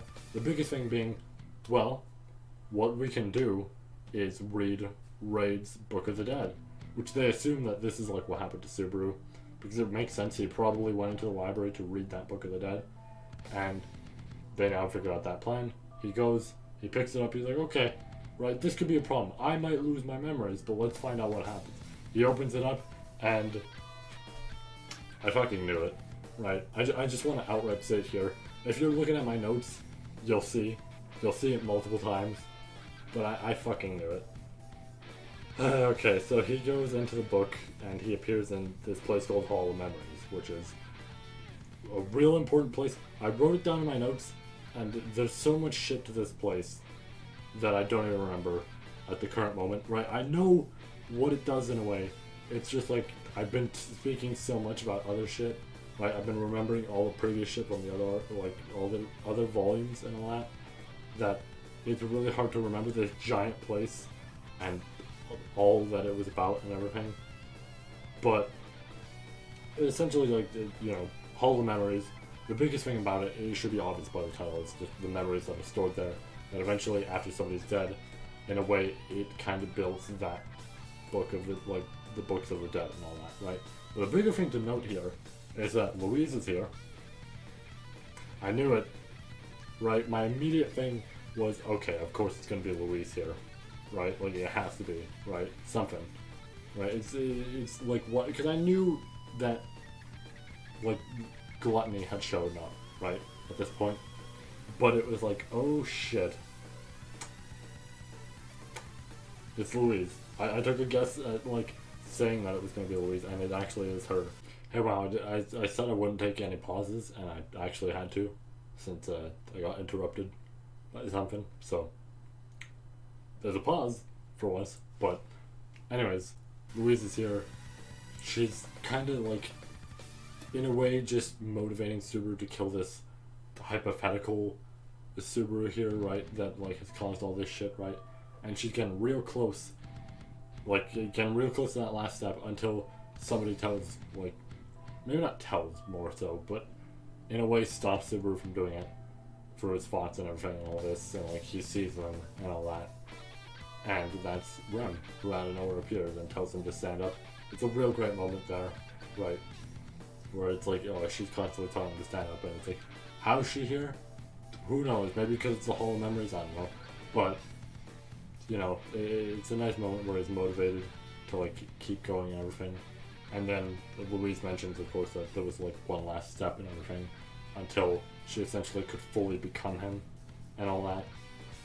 And then she reveals that the other two Gluttonies are on their fucking way, right? They're also interested in him. So now this is a problem of, oh shit, they're coming. And then we get shit about, like, okay, now Subaru's out of the book, and we gotta figure out what to do here, because there's the problem of, like, the two Gluttonies coming. There's now witch beasts on the outside who are trying to barge in, and it's like, well, fuck, what do we do here, right? He comes up with the overall plan of, like, okay, we're gonna throw Meili with, like, Shawa, like, so that they can handle the mob beasts. We're gonna go, I think he goes to handle Lai here, because I think what happens, because Lai's, like, fighting there. Although first, the big thing that happens is, like, they encounter Ram, and Ram mentions a unknown, like, silver-haired person fighting Lai. And of course, that silver-haired person is Amelia. So, okay, well, fuck, she had her memories hidden. Julius, I believe, goes to fight Raid and all that, right? Take care of him. All this shit. I don't remember if there's a loop here. I actually don't remember if there was a death here. I'm really trying to remember right now. I don't know that there was. Was there? There might have been a death here, but I don't entirely remember. There is one thing I do remember, and that is, after this whole thing with Lai essentially uses his eclipse type of thing to, or maybe not even, I don't even think this is the eclipse, but he becomes Louise, which actually I think it is, I think that is the eclipse, the solar eclipse, becomes Louise, and then also becomes, like, multiple other people, like, that they had the memories of, right? This is a power I already knew about, of, like, okay, yeah, they can become the person that they have the memories of, and of course from there they can use their abilities and all this shit. But then, while, like, Ram and, oh wait, no, I think there is a loop here. There is a loop here, right, because Amelia, of course, doesn't have her name, and all that, and I don't remember what goes wrong. I think it might be the Scorpion. It might be. I think he might get hit by a Scorpion or something here, right? And that, like, loops it. I think. I'm really trying to remember what, like, the loop there was. But I think it was a Scorpion. I could be wrong. Me editing this might give an answer, or better yet, it's in my notes. So, but I think there is a loop here. Then we go back. Then it's Ram and Amelia fighting Y. In fact, yeah, because Julius is actually fighting Y there instead of Ram on that like previous loop. So it's Julius and Amelia fighting Y, and then it's now Ram and Amelia fighting him, and that's when the solar eclipse power is used, right? There's a lot, right? There's something to note. I'm just gonna mention it just because why not? But there's a whole lot to, like that happens throughout these fucking like volumes and everything. It's really fucking crazy. So I try my best to like keep up with all my notes and all my details and all that, but it's like it's tough, right? There's a whole lot explained, and especially Volume 5, which I'm not even done yet, of course.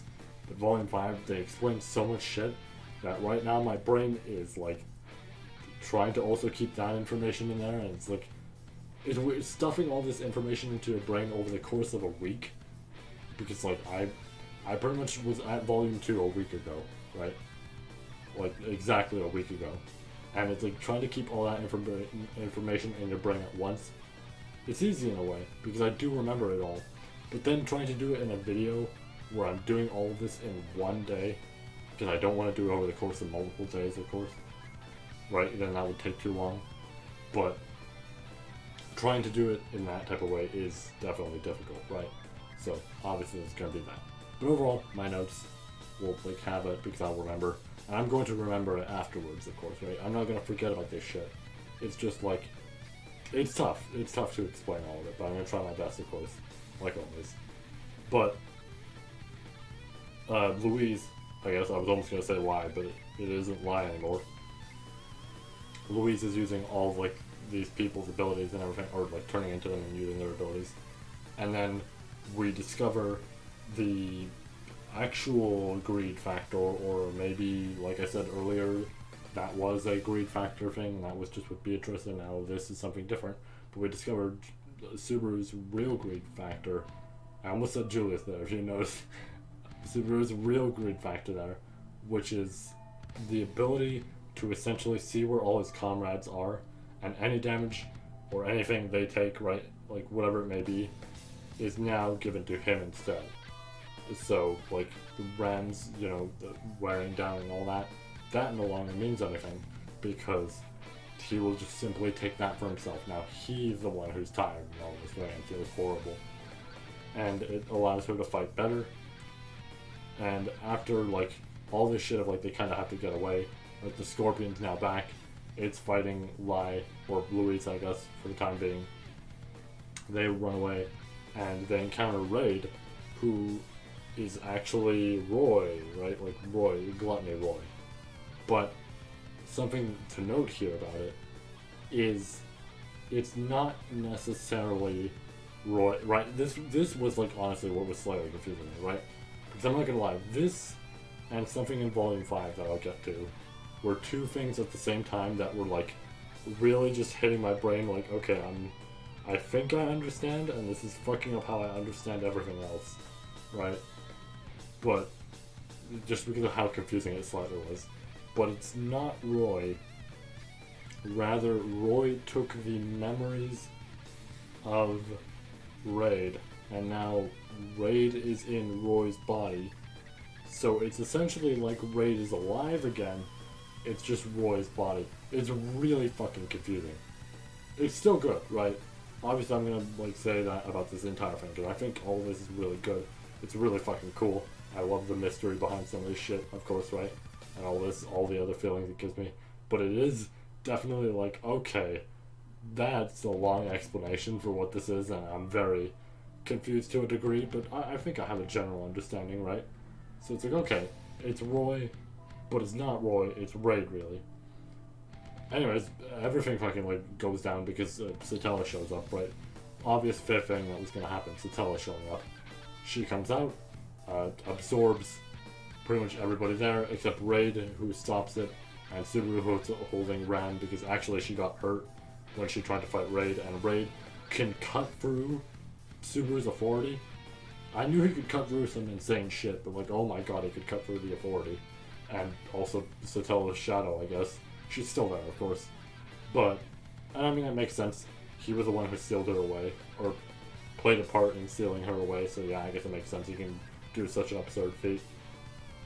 But then, like, before dying, you know, he holds Ram and all that, and he's dead after that, after, like, a slash from Raid or something. Something along the lines of that. I think it's, like, a slash, and he actually had a sword. It was, like, Julius's sword. And then we get the final part of the volume, which is Subaru talking to Shaola about, well, something I forgot to mention, because there's so much shit to, like, talk about with this. Something I forgot to mention is when he uses the ability of greed, he can see where all his comrades are, and one of the things he sees is the scorpion is Shaola. So we know that Shaola is a scorpion. I knew this since, like, fucking, I don't know, I just already knew about it for a while, like, even before reading Arc 5, but she's a scorpion, and now he's asking her about if he told her to, would she die, right? Because it's like, that could help, right? If she's just going to become an enemy, that could help. But then we get a legitimate, like, chat from her, or not chat, but, like, dramatic moment, rather. But before that, like, Subaru is essentially asking about the 5th rule, right? He wants to know about the 5th rule, and she does not say it, because, and here's the dramatic moment, because she pretty much mentions that she's been waiting 400 years for Subaru to return. Or really, it's not him, but you know what I mean, right? Like, Flugel, who she thinks is him. She's been waiting 400 years for him to return, and she's only seen him for really 2 days. It's been 4 days since they've been there, but in reality she's been, like, there to talk to him and all that for 2 days. And she really does not want to, like, essentially let him go. Because if she tells him the 5th rule, they can use that to get through all the trials, and that'll be it. And it's like, it's a sad moment, because it makes you realize, yeah, she doesn't want him to know because she just wants to spend time with him. And it's like sad because she's been abandoned there. She's been by herself that whole time, right? She didn't even know Raid was there, because Raid only showed up because they pulled out a sword that was there. Which I think actually might have been the sword that Julius was using, which is probably what I, like, was referring to instead of a sword that was on the blade, but whatever, who cares? And not the sword that I was talking about this volume, I mean more back in volume 2, who cares, at this point we're past that. But it does make you realize, like, she's been by herself there for 400 years, just waiting. And it's like, yeah, I do really feel bad for her, because she's been sitting there that whole time. She hasn't interacted with this, like, master of hers that she cares about so much, who really doesn't seem like he cares about her that much, like, from the perspective of shit she says. It seems like he just does not care for her, and it's like, damn. But then somebody apparently breaks a rule. Like, the big thing here is that it seems like somebody's always going to break a rule, like, regardless of the loop and everything, right? Something's going to happen, somebody's going to break a rule somehow, and bang, right? She transforms, right? That's how it's going to work. She eventually tells him the 5th rule, because he's like, okay, if you tell me, I'll get you to, like, kill yourself, because she doesn't want to kill him, right? Her bigger, like, thing is, I will kill myself instead of killing Master, because, like, that has less priority to her than her Master, right? It's like, if she takes her own life, that's whatever, right? It's sad, but it makes sense. And then, like, of course, Subaru mentions, like, okay, well, if you tell me the 5th rule, I'll do it, like, I'll tell you to do it, right? And she basically tells him that it is not against the rules to destroy the trials. What that means is really fucking confusing, because from what I understand, there's something along the lines of, like, you can't, like, fuck around with the trials or something like that, right? There's something related to it, if I remember correctly. But destroying them is alright, and that really has me curious on what that means, right? I don't fully know, really, at the moment. I'm not even far enough, I think, that I would know. But then Subaru pretty much, like, tells her I lied, because he, like, didn't really want her to kill herself. He jumps down and kills himself, right? And bam, lands all the way down, dies, and, like, now he's of course gonna save her. He's pretty much gonna save everybody, right? Especially with the, like, talk he got from Rem, like, helping him out even more. He's gonna save everybody, and that's his main goal now. And that's pretty much Volume 4. Now we get to move on to the specific character section before we move on to Volume 5, because I gotta talk about this character. I've been dying to since Arc 5, so let's get into it.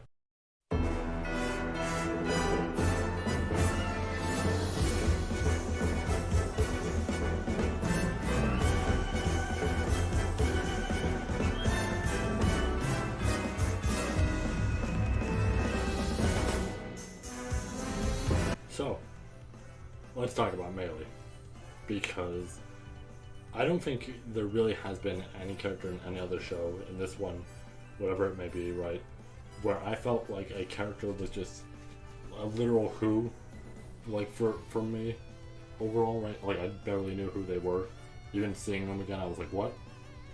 To actually really fucking great character with how they're written. Like, I'm looking at my, like, possible, you know, where am I going to put these characters on the tier list type of order, and she's going to be probably above number 5 if I'm going to be honest, right? But let me go into this, because there's a lot I have to say, right, about her. This might be the longest section of the video. I expected the third volume to be. It was shockingly shorter than I imagined. In fact, I think the first volume might have been longer. But then again, I wasn't going to make this shit too long, right? Because I mentioned more review and like quick recap and all that and everything than an actual like long ass just here's how everything happened, right? But I want to talk about this because this is a huge thing of, I feel like she really fucking developed well here, and it made me realize a whole lot about her. Of this is somebody who was abandoned, and or maybe not abandoned, but they're in the wild by themselves with these like mob beasts and everything, and there essentially was no adult figure to them, right? And the biggest sense of love they essentially had was Elsa, right? Like essentially their big sister, and even like the mother that they essentially had at that point did not give a shit for them, right? She viewed them as tools essentially, which I'm just gonna outright say the name here. Like I said, spoiler section, because I'm just gonna outright say shit here. And it's revealed, I think, in side stories. I don't know if it's revealed in Volume 5. I'll find out tonight and tomorrow. But it's pretty much revealed here, or not revealed here, but I know it here, right? And it's revealed throughout. Maybe not revealed. I keep saying revealed, but really it's hinted in a way throughout, like Volume 3, Volume 4, kinda, that their mother here is Capella. And it's confirmed, of course, with the side stories and all that, from what I understand. It's her, right? She's the one who's enlisting them and all that, and she's the mother figure. And it makes sense when you think about all the dialogue there. But it really does go to show, like, how fucked up of a scenario Meili is in, and just how fucked up in the head, like, Capella is. Which, like, Capella is, like, such a fucking bitch, but she's my favorite villain of this series. I wouldn't even say, like, Raid is... he's a villain in a way, but it's more so, like, I would almost categorize him as, like, an antagonist. Like, he's not fully evil enough that I'm gonna call him villain, but he's an antagonist because he's, like, a problem, right? He's, like, the opposing force. I don't feel like he's a true villain, whereas, like, Capella really is a villain. But with Meili, right? Something I noticed with like the first volume, and it was something that I really paid attention to in a way, as well as like artwork from some of the side stories and all that, is, and it's gonna sound obvious, but you gotta hear me out on this, right? She is a child, right? There is absolute, like, within her body, I'm gonna say, like, the mindset of a child, right? She likes playing with her dolls and, like, having these, like, imaginary scenarios with them and, like, playing with them and all that, right? She likes receiving new ones and all that shit, right? From, like, Elsa and now Subaru and all this. And a whole bunch of shit that, like, you know, a child would enjoy. But something that made, like, I realized here was this is kind of the, like, cracking part where you're seeing that, like, she really didn't have a childhood, in a way, right? There was such a twisted view, like, put onto her and everything. Forced onto her, really. Not even put onto her, forced onto her. That, like, hey, if you don't do this, you die, or worse, right? Or I'd turn you into a bunch of, like, frogs or a meat slab or something, right? Because why not? But it really does show what a fucked scenario she is in when you think about all this. And something I, like, started thinking about, right, is, and this is just like the hypothetical, right? It might even sound out the ass, but she mentions in a way, like, Petra being a friend to her as well, like some of the others, right? Some of the other children and all that. And something I almost thought about was, especially with the backstory, right? Where it's like she was made to, like, fear the idea of dying, right? Like, pretty much like, hey, you better, like, get your job done, or think about this as a possibility for a punishment, right? Having your conscious be split into 10,000 frogs, right? And now your brain is, like, in each of them and all this, and, like, your entire body, all that, right? But something I thought about when she's, like, interacting with Petra and all that, and even, like, in Arc 4 when she mentions that she gave Petra a swift death because, like, she's her friend and all that, right? And everything. Something I thought about, and it could be totally wrong, but I imagined this as, this is a, like, kill them or you get killed or worse scenario, right? Where she probably didn't even want to do this.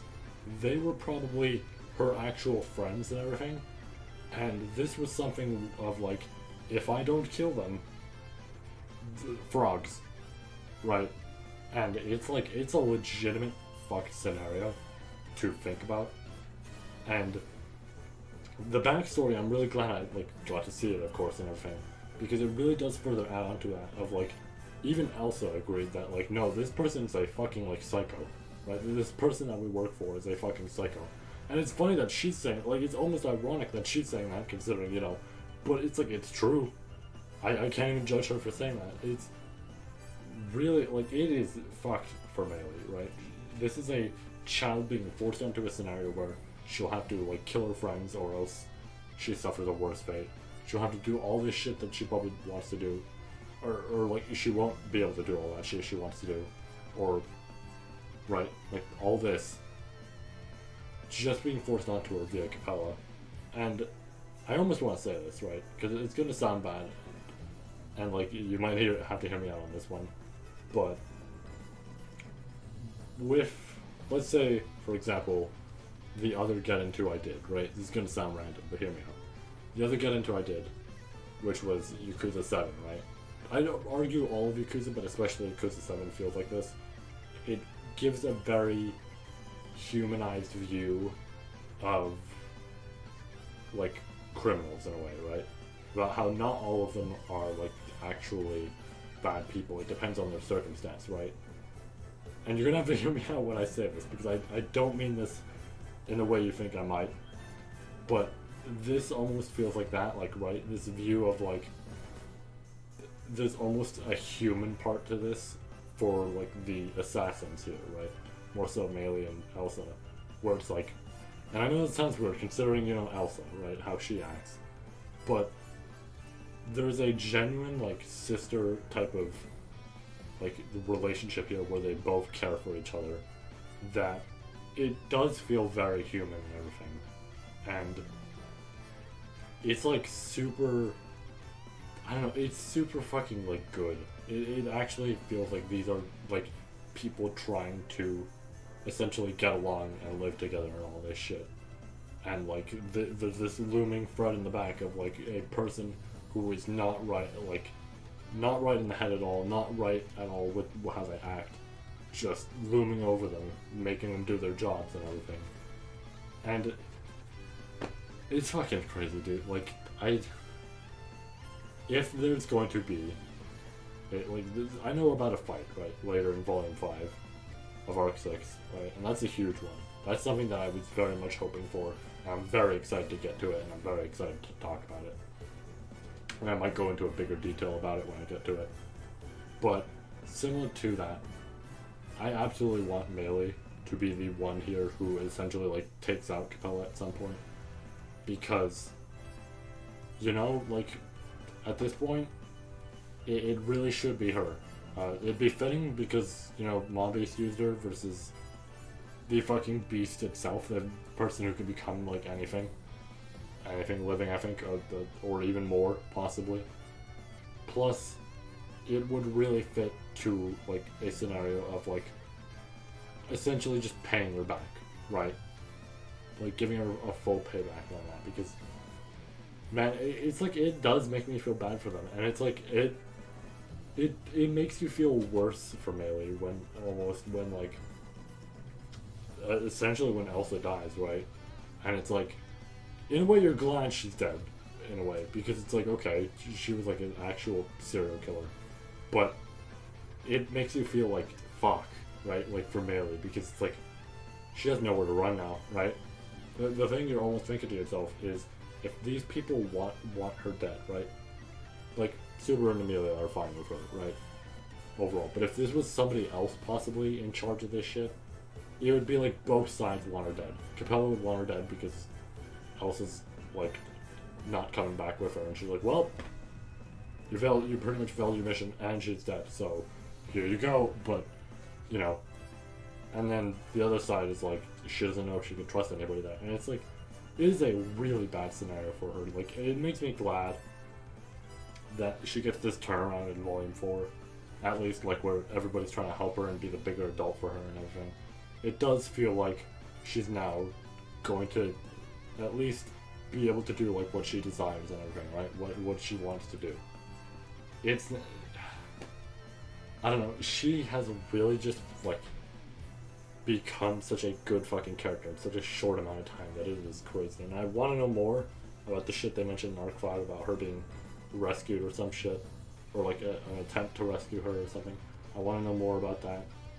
This shit is insane. They are really building her up well. I like this a whole lot. That's all I wanted to say about this section. Let's move on to Volume 5. I almost completely forgot to mention, we can't move on to Volume 5 yet because I mentioned a rant at the start, and this would be the easiest place to fit in a rant, really, since it's kind of related to all this. But I remember seeing some shit about how we might not be getting Gusteco, like, that kingdom and all that. We might not be getting that in the, like, main plot or anything of the series, which, to me personally, right, I can get maybe not wanting to do certain locations and everything because it might not feel like it fits into place or anything. I feel like it's a little bit silly here, though, right, with something like Gusteco, because there are so many people who have been mentioned there, or like there's side stories with people there and everything, right, that it's like we have the names of all these people and shit, and all like sorts of shit, the like crazed prince or whatever, right, that dude. This would also be the perfect like location for Meili's fight that I mentioned and all that, right? If she were to like truly get that perfect fight, this would be the perfect location for it. All this shit, like there's so much shit here that would make sense to just happen in this location, right? Even in the main story, and it would be great for like almost the factor of like, oh, this would be kind of terrifying for Subaru, because imagine all the deaths he'd have to go through and everything, right? In this place where there's already a really kind of bad reputation of all these like killers and stuff there, right? In a way, it's like it would be perfect for the main plot, but it's just not gonna happen from what I understand. And I mean, maybe it might, because like Wallachia, from what I understand, was also not gonna happen, and it's now the next arc. It's now the next like area in the series, and it's like, okay, maybe it could happen, right? If there's a chance that we might get it with a future arc, maybe, but if we don't, I don't know. To me, it just feels a bit silly. I feel like there's so much here that it would be perfect for all this shit, right? Like to just come together and like we now have this big like pot full of just good shit there with all the characters we've heard about and all this, and like that Meili stuff I mentioned, all this, it would be perfect. But it's like, we might not get that, and that's just really disappointing to me. I just wanted to point that out because, I don't know, it slightly disappointed me when I heard it. I mean, slightly is kind of an understatement. It disappointed me a decent bit when I heard we aren't going there at all. But that's unfortunate. But, I mean, I guess we have to live with it. But anyways, on to Volume 5 now.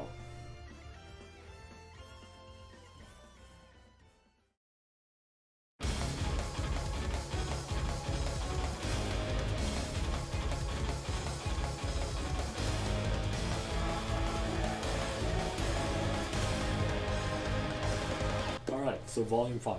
I'm going to do something similar here to like I did with Arc 5, if you remember. With Arc 5, I kind of just talked about each and every like character, all the moments they were having there, right, like in the plot, in their own lump of an area, right?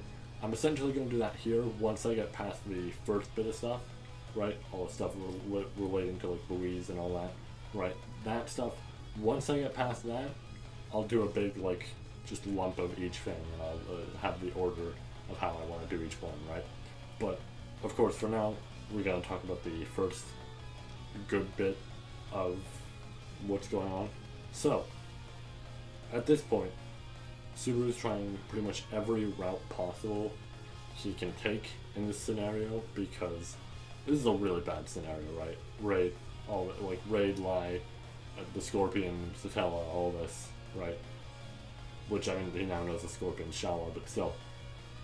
It's a really bad scenario where it's like he's trying to figure out what the fuck to do and how to handle this.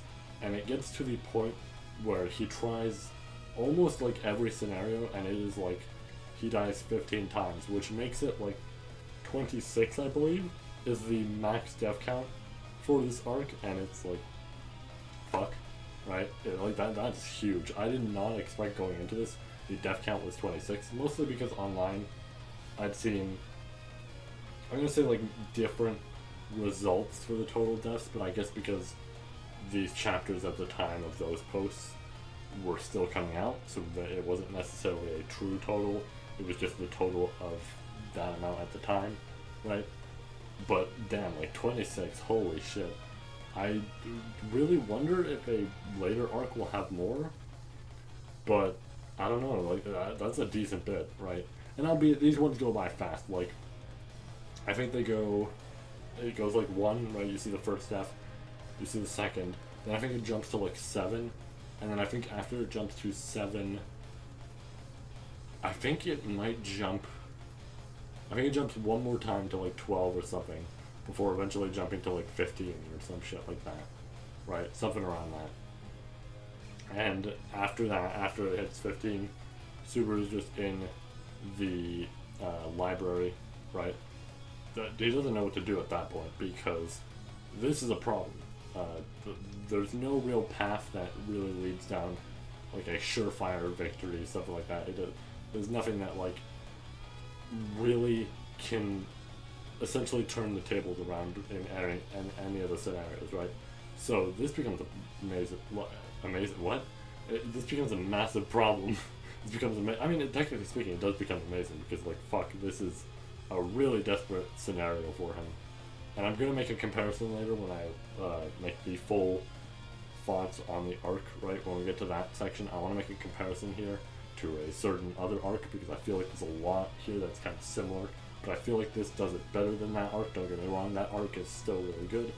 Just saying, you know, I feel like this one does it better. But I mean, this one is like, I consider it the peak, and a lot of people do, but we'll get to that when we get to that.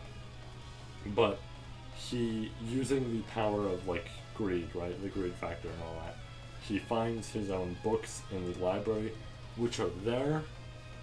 I don't even fully remember if they explain why or how they're there, right? Because it's a weird thing where it's like, I guess because like he is dying all these times, it counts as a death, even though he's returning, it counts as a death. Like a little bit, I'm gonna say dangerous in a way, that those are kind of just there, because I feel like anybody could just read them and see that shit. But then again, there's two things that I'm thinking that I maybe didn't understand, and that's one, possibly because his memories are fucked right now. They were there, and that's why. After that, maybe they disappeared, right? And I just didn't understand that. Or two, it might have just been appearing for him. I mean, it sounds a bit silly, but I feel... Actually, no, there's no way that's the case because Louise, right? So, the only thing I can think of... Actually, no, if Louise could read it, that actually also takes away from number one. So, yeah, I don't fully know, other than they're just there probably because he died, but I feel like it's... I don't know, a bit risky that those are there because anybody could read that, but whatever. It's fine, really. Like, I mean, and honestly adds to that tension of anybody could, and I mean, they do discuss this at the, like, very end of the volume. But afterwards, he has a confrontation with himself. It's a real great moment where, you know, he's talking to himself, the, like, more confident version in a way, slightly. And it's a great moment where it's like he's, like, upset and breaking down because he's, like, he doesn't understand how he was able to do any of this shit. And it slowly becomes, like, they melt together in a way. He has all his memories back, and now he's, like, confident and ready. I mean, he has his memories back, so really he was already kind of slightly confident with this shit, but you know what I mean. Then we find out that Louise was trying to read the book, right, like, to see all this shit, because her entire thing was she wanted to essentially obtain his life because it seemed like the perfect one, because, like, she essentially wanted to be happy, right? And from there, it was the whole thing of she ate Subaru's memories, found out, like, all sorts of shit like this, found out he had the ability to return by death, which she realized was a witch factor and all that. And she was, like, figuring out the whole plan of what to do, like, oh, if I obtain his body, right? Because her entire thing, I also forgot to mention this, which, I mean, maybe not forgot to because I could just shove it in here, right? Why not? Like, this happens during it. But she does not have a physical form, really. This is, like, the whole reason she uses the solar eclipse ability, which they also explain the eclipse abilities here, which tells me that I already knew what they were. It's just I didn't know the name of the abilities. But lunar eclipse, essentially, it's like they can use the moves of the memories they obtained, whereas solar eclipse becomes that person. And, you know, therefore it's technically like a stronger version of that move, maybe, because it's like the proper body of that person. However, it comes at the risk of you'll lose yourself because you're becoming like that person, and you'll begin to think more like them, and you'll begin to speak more like them and all that, right? You'll have the same thoughts and everything. But she does not have a physical form, and she uses solar eclipse to do so, which she did in the previous volume to become Lai, right?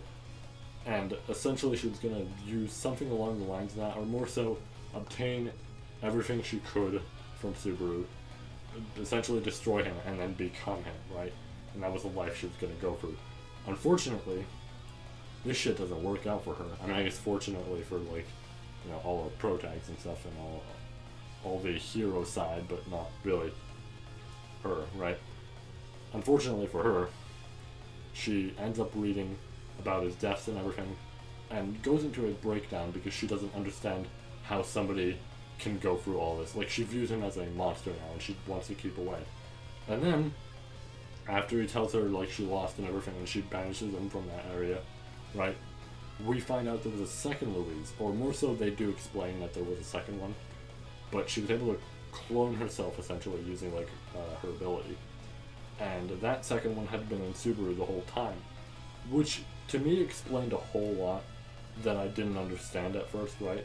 Number one was, for a while, I still was confused for some reason. I mean, it made more sense, like, as I was reading, but, like, I didn't realize until I thought about it after reading it, right, like an hour after, and I was like, what did they mean by, and then I, like, realized, oh shit, I see now. But it also helped when I was, like, doing this, right? I figured it out more when I was doing this. But essentially that entire time was strangling Meili and all that, and writing that shit on his arm, on the walls, all that, that was her. And I think also the voice in his head, which, like, you know, was Meili and all that, I think that was also Louise. I'm assuming.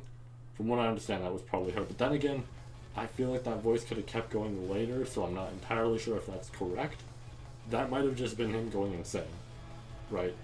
But if it was her, then yeah, it was her. But now she's just, like, breaking down while the other one's trying to like essentially obtain Subaru and all that, and she's like, okay, well, you know what, if you're gonna like do all this shit, then I'm just gonna fucking get rid of you and then take all his stuff for my own. And they essentially, from what I understand, meld together in such a way that, well, the breaking down one's still the breaking down one, right? It's similar to how Subaru like became one with his other self, and then he pretty much returned to what he was. Louise combined with her like clone essentially, and well, she's still breaking down after that point, right? So now we enter the part where all the plans are discussed. I mean, essentially, here first, Subaru runs to where Amelia is. She lost her name. Of course, he remembers, and he also calls her by her proper name and everything. It's a nice little moment, even if Li's right there, and that kind of cuts it off pretty early. But they have a bit of a fight with him. He escapes, and now him, Amelia, Beatrice, and Ram all discuss what they're going to do from here, right? They discuss like where they're going to put all their efforts and everything. And this is when we get to the next section of it all. Subaru and... I almost said Amelia. Subaru, Beatrice, and Meili are all handling Shaola, who is like transformed, and Subaru mentioned he's going to save her and everything. And oh man, when we get to the end of that... Oh, and I have to talk about that moment. Oh man. Alright. But they pretty much decide that they're going to focus their efforts on Shaola. Ram is going to focus on Lai, which is very... This is one of the things that I had like the breadcrumb spoiler for, right? If it wasn't obvious from back in Arc 5, I think I mentioned the fact that I knew about a fight that Ram had, and this was it, right? And I knew some things about this fight, right?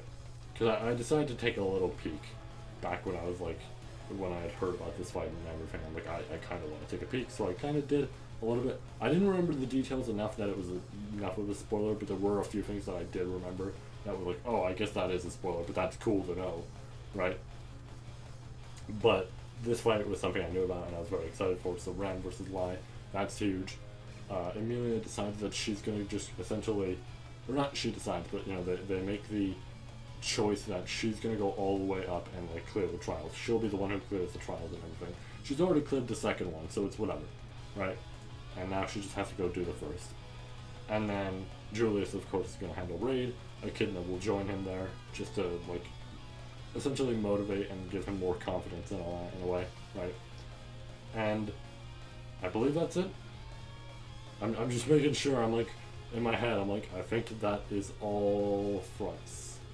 I believe so. If I remember one, I will say it and apologize that I forgot it, but I believe that's all of them.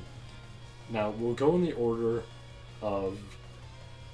I'm going to say it this way, and don't take it as a bad thing, right? I still pretty much enjoyed all of them, but I definitely will go into one of them about something, right?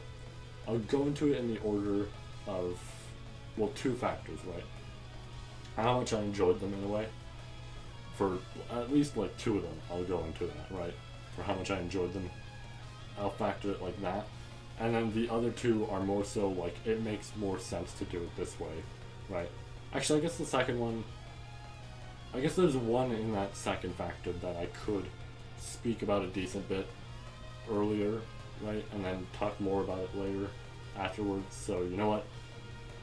There's three of them, and then there's the last one that I'll talk about, of course, but let's get into it. So, now all the final fights have started, and I'll go first by mentioning Julius and Raid. Their fight happens, and I'm going to be honest here. It's entertaining, right? There's cool stuff that happens here. Julius gets his spirits back, all this. Raid asks him for his name, right? Like, there's a lot of cool stuff that happens here. But I'm going to be honest. Oh, yeah, and also, like, Echidna starts giving him more confidence. And by the end of it, Anastasia has returned and everything, and like she pretty much decides that Julius will be her knight. Like, even though he already is technically, you know, she doesn't have her memories of this, and he will be her knight. But I'm gonna be honest, this fight was a little bit disappointing. I know the whole thing is like the opponent is Rhea Estrella, right? This is somebody who is a legitimate like real tough challenge to fight and everything. And I get that this would, you know, take a lot of effort for him. Like, it's possible that he wouldn't even be able to do it. I will say he did mention at one point in the fight of like, man, you know, after this I should go back and like fight my good pal Reinhardt. And I just looked at that like text going, whoa, whoa, right? I was very excited for the idea of that, which I mean we won't see until like maybe next arc, a side arc, something, side arc, I mean side story. But and then again, if they decide to do it in the EX novel, I doubt they would. I feel like that would be the main story, but still. Yeah, I don't know, like, other than a few things here and there, this fight really wasn't that entertaining. There was cool stuff and all, but it's like, it was very just fast, I want to say. Right, this is a chapter where he gets his spirit back, and like, that's cool, right? It's cool that he has all his spirits back and everything. And then the fight, like, really begins at that point. And it ends in the same chapter, and a lot of it is just him using his spirits and then getting a single slash in. And I get that he would obviously use his spirits, that's fine, right? But he essentially gets like a single slash in. There might have been more and I just like actually don't fully remember. But it's like he hits him once, and that's not even what really does Raid in, because Roy is essentially like, Raid can't handle being in Roy's body and all that, and he's just slowly like crumbling down and all that, right? And it's kind of like, Raid says it himself that it's like, it's a shit way to end the fight, and I'm like, yeah, it kind of is. Like, not the Roy part, right? I knew that Roy part was gonna happen. The Roy part was gonna happen, and you know, this was to be expected, right? I expected that this was like, he was gonna crumble down, being in his body. He wasn't gonna be able to handle it, all that. But it's more so just like the singular slash, and that's it. And it's like, oh man, just that slash and we're done. Damn, right? But after that, Royal. Man, I am fucking up his name. Lai has a more confusing like name, mostly because of his last name, right? And somehow I'm fucking up Roy, a common name. I don't know how I do it, but Roy gets sealed up in like essentially a crystal, right? From what I understand, like like shadow magic type crystal, whatever you say, like dark magic, whatever. I forgot the actual name because it's like, you know, yin and yang, and I don't remember which one's which. I honestly forgot, but you know what I mean. He gets sealed up like that, similar to the seal from what I understand on Satella. That's interesting. But after that, he like you know, dedicates him being a knight and everything to Anastasia in front of him, and that gets resolved. That's nice, right? Wish this fight was a bit better, but it's fine. It has a good end to it, right? At the very least, it has a good end to it. The spirit stuff is cool. The in-between, like, tidbits here and there are cool. It's just like the fight itself is a bit disappointing for this big, like, fight that's kind of been built up since Volume 2, right? Like, the next fight I'm going to go into, actually, maybe I should save that one just for a bit longer, right? Maybe I should talk about Subaru's end first. But, you know, the other fight that I should definitely talk about, which I'm going to talk about, but, like, I'm definitely excited more so, is what I mean, to talk about. That one, I mean, I guess it's been built up. It's been built up for a while. It's had this, like, building all over the place, especially with the, like, flashback they shove in and everything, right? It's technically been built up for a long while, but more so for this arc itself, it's been built up, I guess, since last volume, and it's fucking great, right? It's fantastic. But it's like, damn, it's kind of weird that that fight that, like, you know, we realized was gonna happen Volume 4 has just way more to it than the fight that happens, like, that starts at Volume 2 and then is now having its finale here, right? Essentially. That's essentially what Julius's thing is. And it's like, man, I really wish they gave him more. But anyways, let's talk about Subaru, Beatrice, and Meili. They're handling Shaola. They're using a whole lot of tricks, a whole lot of moves. Meili there's a real great moment. I was almost going to say that like she gets hit. I mean, she does, right? And she gets badly injured. Subaru then has to use the greed factor on her and everything. But before that happens, there's a really great moment here that they focus on, but they don't focus on too much. They don't bring it up later, and I have a feeling on why, but I'll get to that in a moment after I explain. They make the whole thing of like, you know, the Subaru just like thinking about all this shit he's been going through, like to make sure Meili, you know, follows in their footsteps essentially, right? Like she follows a better behavior than something like being an assassin, all this, right? Everything so far that's happened and all this. And he makes the comment to her, or I guess the question of, would you, like, when this is all over, would you be my daughter and everything? And that comment, like, she thinks about it, like, there, right? Almost like as if making fun of him, like she's thinking about it in her head and everything, right? About that comment. And it's like, it's a cute little random thing that gets thrown in there that's kind of funny. But I thought about it for a moment, and I sat there and I realized, oh, they're putting focus on this, but they didn't bring it up later. And I have a feeling, with a certain previous section, right? Not going into it too much because somebody might have skipped it for spoilers, and I don't blame them.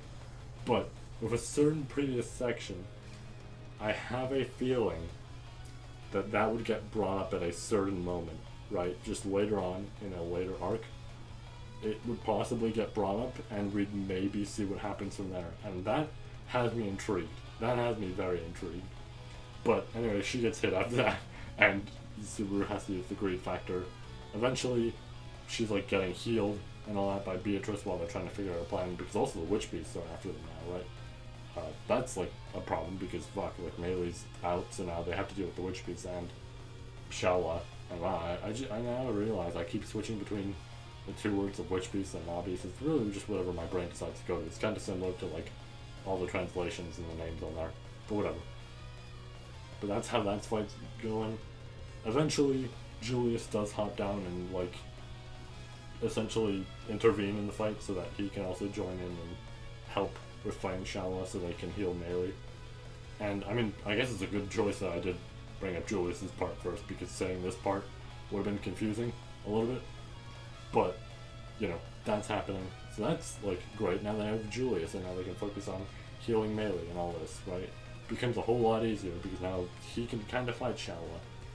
And now, let's move on to the fight that has had, like I said, a long build up, but also not really at the same time it has, right? And that's Ram versus Lai. I was very excited for this, right?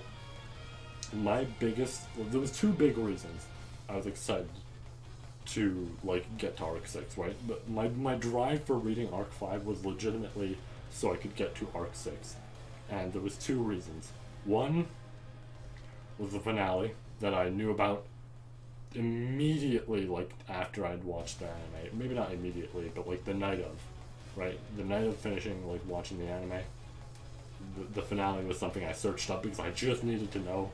And it was a breadcrumb spoiler that like having that knowledge in a way made me like happy and made me want to read more, right? Or I guess start to read rather. And like it was weird, right? It's a weird thing of like I knew what was coming, but I was like, oh, I need to get to that moment, right? I need to be like happy and get to that moment, even if I knew about certain other things going into the finale. I know I could easily talk about it here because at this point it's not a spoiler for somebody watching it who may also be reading at the same time, but I do want to save it up for, you know, the end. You know how I feel about that, so let's save it up for the end. But the second thing was this fight. I knew about this fight since I'd say like about 2 weeks or 3 weeks after I'd like, you know, known all this shit and like had finished watching the anime, all that, right? I knew about this fight, and this got me excited a whole lot because this, when I really thought about it, I was like, this technically has been a long time, like especially with all the events that transpire, the extra backstory in there, all that, right? This has been like in a way a long time coming to this point of these two fighting, and I'm so glad it's these two because it's perfect. For a large portion of this fight, it's very, I'm going to say back and forth, right? Brown gets some good hits in, Lai gets some good hits in. It's like both of them are even, right? And it only really changes due to a couple of things. One, Lai realizes, mostly because of Rem's memories, he realizes that, oh shit, she has a limited amount of time she can fight. So I'm just gonna run, right? I'm just gonna run. I see the dragon over there. I'm gonna beat the shit out of that thing and kill the girl on it, right? Like, just for fun. But essentially he starts running towards, Patrash and everything. And Rem's like now trying to keep up because it's like, well, he's using this to his advantage. Eventually she gets to him, they begin fighting again, and he starts using Solar Eclipse because at this point it's a little bit desperate, like Rem's pretty strong, and he starts using Solar Eclipse to change into different people. None of it's really working super well, but then he does one that, this is something I did know about, especially because I've seen the colored artwork, and I was like, oh shit, I can't wait to see that, right? I can't wait to get to that and everything, right? And he changes his form, his voice, all that, to that of Rem's, and not only, of course, is this, like, taking advantage of, the Rem, right? Like, it's essentially taking advantage of her, like, thoughts in the battle, right? All this shit. It's, like, in a way distracting her. But also he now shares, like, the same strength, all that, right? Strength, magic, all this shit. So it's like, now this has become a problem, because it's like, oh shit, right? Technically speaking, this is the, like, now somewhat stronger sibling here, right? It's like, this is bad. And now she's getting her, like, shit kicked by Lai, because it's like, well, yeah, but what does she do in this scenario? Except we see what she does in this scenario. And it's essentially, from what I understand, she takes her wand, which I didn't even understand was her horn, but I guess they do explain that here. She takes her wand, puts it in, like, Rem's hands, and through the, like, synthesis ability, she essentially has Rem use her horn in a way, and that shares the horn and everything through the wand, which also shares it through Ram and all this. Right? It's a weird connection going on, but it's essentially Ram has her horn back in a way. And the problem with this is, like, Ram has a burden on her right now, right? Like, essentially, even though Subaru is taking it, although he did have to minimize how much he was taking off Ram because of Meili, right, the injury Meili received, she's now, like, sharing that burden with Ram, and that's a problem, because it's like, oh fuck, right? Now she's gonna have that burden, and it makes sense about a couple of things that I know about later, if I'm gonna say Arc 7, right? It makes sense about what happens there, that I now understand of, oh, yeah, I see why that happened, right? But she essentially shares that. Also, I did forget to mention, I was bringing up the backstory stuff. We do get to see her perspective of the backstory, like Ram's perspective, of course. And it's pretty interesting here, because we essentially see her thoughts in this scenario and everything.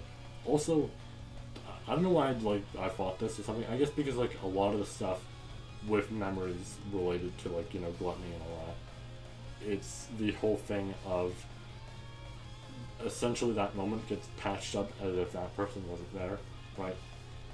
But I guess that's a bit harder for a scenario like this, like a backstory scenario, right? Where that person was, like, there, right? And it's just like, oh, who's that person? I don't remember them by memory. I can't even, like, fully remember them being there, right? That type of thing. But we see her backstory as if, like, Rem's kind of cut out, but at the same time she's not, right? She's still there in a way. But, and it kind of explains a couple of things. One, Rem was not happy at all with being as strong as she was, right? She didn't like that idea because essentially the Elder and all that saw her as this, like, oh, like, the reincarnation of, like, the only god and everything.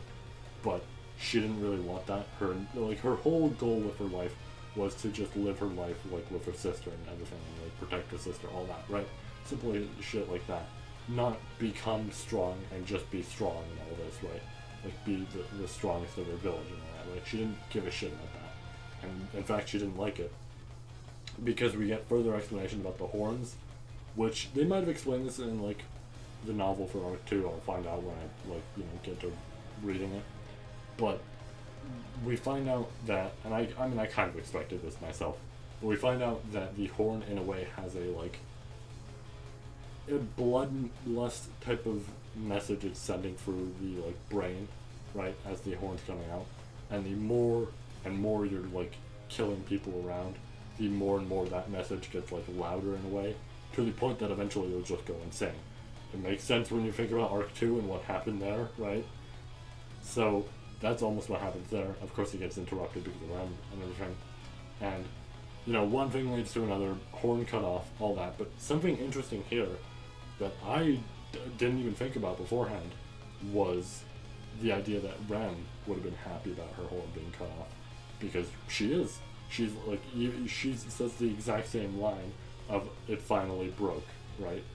And it clicked in my head of oh shit, yeah, she'd be happy about that, because yeah, she doesn't want this thing that's just making her this absurdly strong, this hunger for more blood and everything, right? That type of thing. She doesn't want that. She just wants to protect her sister.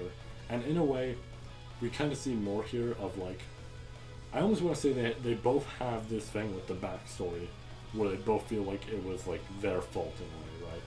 Almost, and we kind of see that more of Rem's perspective here of she was failing to protect her sister and all that, and she feels she did so there, and now also with the end of Arc 3 and Arc 4, right, with her losing her memories and all that, right? It's kind of both of them feel at fault at certain things here, right? And it's neat to learn about that. But now this fight, continues on. She now has this horn temporarily, right? Starts beating Lai's ass. Lai does not. At this point, I don't even think Lai ever landed a hit after this. He just pretty much gets his shit beat, and then gets killed. He gets decapitated, and that's it. And he writes some words on the wall. They did not translate it on the site I was looking, so I have no clue what those words say. And I didn't bother to look it up. But I'm assuming, considering it was going to say, I love you, right? I'm assuming that it says something along the lines of that. So, it's probably that. But still. That ends that fight. That was a really fucking great fight. I loved that, right? I loved reading that. That got me real excited. But, yeah, that fight ends, and Meili gets her name back via this, because, essentially, I guess I could discuss it now, just because why not? There's the idea that the things Gluttony eats, the names, memories, all that, it could be digested, and there's one of two things with that. There's one, that could possibly mean that shit would never be returned, or two, there is a timer, right? And depending on how soon that thing would be eaten, that would mean it would return in a set amount of time. So for example, Meili did not have her name eaten that long ago, so therefore it returned within the hour, right? And this could obviously affect other things like Julius perhaps, or even Rem, right? Rem might not get her name back till it was essentially a year. It was essentially a year and a few days since it was gone, so by that logic, I don't know, possibly another year, 2 years, maybe never, right? There's a chance it could be never, but it's it might be a bit. It might be a bit. But that fight ends. Now we can move on to the first trial, which Meili is at. We see the dragon that, that everybody had assumed, I think, disappeared or some shit. I kind of forgot what the explanation was for the dragon. It's been a while since I've seen, the original arcs and everything. I gotta rewatch just again, or reread, but I could also rewatch just for the sake of getting new info. There's also something I gotta talk about at the end of the video that might entice me to rewatch, just because of that thing at the end of the video, but I'll get to that in a moment, right? Or maybe not in a moment, more so later, right? But we see Volcanica, I think that's how I pronounce it, hopefully, and the dragon's here. A bit senile, probably because it was waiting here for so long. And there's a lot of shit that happens here, so let me try and remember everything that happens, and I'm just gonna, like, just throw it out there, like, quick round, throw it out there. Essentially, large pillar that's there. Amelia has to climb to the top of that to see what's up there. The dragon's fighting back. Amelia uses a bunch of clones, her new attack. They all look like Subaru. That's neat, right? Now they're having a fight here, and she starts scratching its neck because she, like, remembers, like, Puck and everything, and how Puck reacted with stuff like that and everything. And the dragon gets upset because we find out that it had a scar on its side. What caused that? Who knows? But eventually Amelia gets to the top. She sees handprints all over. There's a whole bunch of, like, people that come to mind. One of them perfectly fits her hand. Then the dragon starts speaking properly and sees her as Satella. And the implication here is that Satella was a friend of Volcanica, which I guess makes sense in a way, right? Like, the dragon's wondering where everybody is and, like, what she's doing here and all that. And it makes sense in a way. It's like, oh yeah, of course it would be friends with her. In a way, like, it would make sense given how long ago it was, and Satella wasn't necessarily always a bad person. But then, eventually it starts attacking because she says, like, she's not the Witch of Envy and everything. And it, like, essentially, I think, remembers the whole thing with the Witch of Envy and all that. And in order to prevent his friend from, like, becoming that once again, whatever it may be, right? He's gonna kill her, right? That's essentially what it is. And now there's another fight. Meili uses a cool move called Absolute Zero, which is really, like, it's like, wow, okay, this was just saved up till now, which is a move so powerful it could end a fight in one hit, or at least with certain people. And it also, from what I understand, could freeze, like, time within that, like, space, or possibly, like, everywhere, but I think within that space is what it is. It, like, freezes time or some shit, right? Something along the lines of that. It might even be just everywhere, I don't know, but that's, like, crazy. Like, okay, she could just do that. And eventually Patrash and Ram join in. The dragon recognizes Patrash, which is, like, weird to me, because, like, oh shit, okay, they know each other, but I mean, I guess with dragons it kind of makes sense, but, like, what, right? That happens, cool, right? Eventually, I don't even remember what it is that happens. It's like she touches the handprint and confirms it's, like, it fits hers or something, or there's something that happens here that I don't fully remember on how she passes it. It's just something happens. I think she puts her hand there and that's what happens. I don't fully remember, right? It was a lot that was being thrown out during this moment that I was just like, what caused the past? Like, right? What caused this to go through? But anyways, after that, the dragon asks her will, and she pretty much says, like, to make everybody happy. And now we begin the final act, because, the shallow fights come into an end and everything. Essentially everything involving, like, the tower. The tower, in a way, has had a whole bunch of, like, shit released. From what I understand, the clouds aren't there anymore, right? The sky is cleared up there. Most of, like, pretty much everybody that, like, Raid's crumbling to bits, and Shala we'll get to. But I don't even remember if they say, like, the witch beasts are in the area, right? I think they might have gone, right? And actually, no, they still are there because Meili's using them at this moment. But essentially, like, everything around that area seems to be fine overall right now, and they're, like, doing their final effort to take care of Shala. Her pincers are gone, her tail is gone thanks to the help of Meili, Julius, all of them, right, like Subaru, all of them, Beatrice. And after that fight ends, and we get the final scene with Shala, and you can hear me slowing down, man. I mean, I had this, like, moment when I was talking about Meili earlier, and I don't even know why. Anyway, I mean, I guess I know why, but it was, like, it was kind of shocking to me, like, talking about her and having that slow down. And I mean, you might have noticed it with Teresa, but here we go. Oh man, let's talk about this moment, because, fuck, dude. It's a moment that hurts. You get this final moment where Shala is essentially having her final chat with Subaru and everything, and she's disappearing, and it's like, oh fuck, like it is such a good like chat she makes some like, you know, lighthearted comments and all that, right? No problems, because like she loves them and everything, and eventually she crumbles away, and it's, oh man, this is a character who was introduced at the first volume, right? They were introduced at the first volume, essentially the end of it. I guess they technically had been there the whole time. Like really, if we're gonna be serious, they've been introduced since the end of Arc 5. But this is a character that's been introduced since like back then, or more so, you know. I mean, the Volume 1 finale, and this is where they end. And normally, that shouldn't affect me that much, right? Because it takes time, most of the time, to build a character.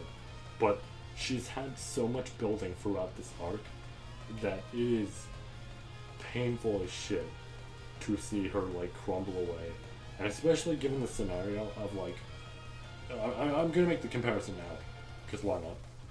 I feel like a lot of this arc is very similar to Arc 4, and I feel like that's very obvious with certain things, trials, you know, like all this shit, right? There's a whole bunch here that is very similar to Arc 4, but it definitely feels like stronger than it, right? The only thing I can think of that feels, I'd say, like bigger with Arc 4 than here is the idea of the 400-year-old person being trapped away in an area, and like, you know, now that Subaru's seeing them, right, and he's like having his chat with them and everything, and they get their big moment, right? I feel like Arc 4, of course, does that better. But here's the thing that I thought about while like thinking that, and it's like I wouldn't even say it's better. Almost, it is in a way, right? I do prefer the like Arc 4 alternative for that, right?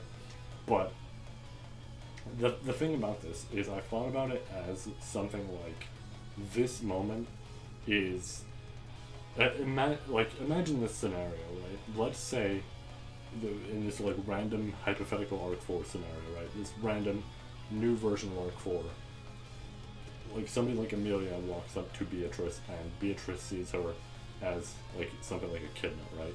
She sees her as her mother, and as we get to the end, we get to that moment like similar to this, where it's like, you know, Beatrice is having a chat with her or something, and she's like fading away or some shit. It feels like something like that. It is painful as fuck, dude. Like, at least with Arc 4, right? With the choose me moment. At the very least, they come out of that moment with like, oh no, Beatrice is like Subaru's spirit, right? Like, that's cool, right? That's great. It's a nice, lighthearted thing, and now we get like two great characters in one. They get great interactions with each other, all that. It's nice.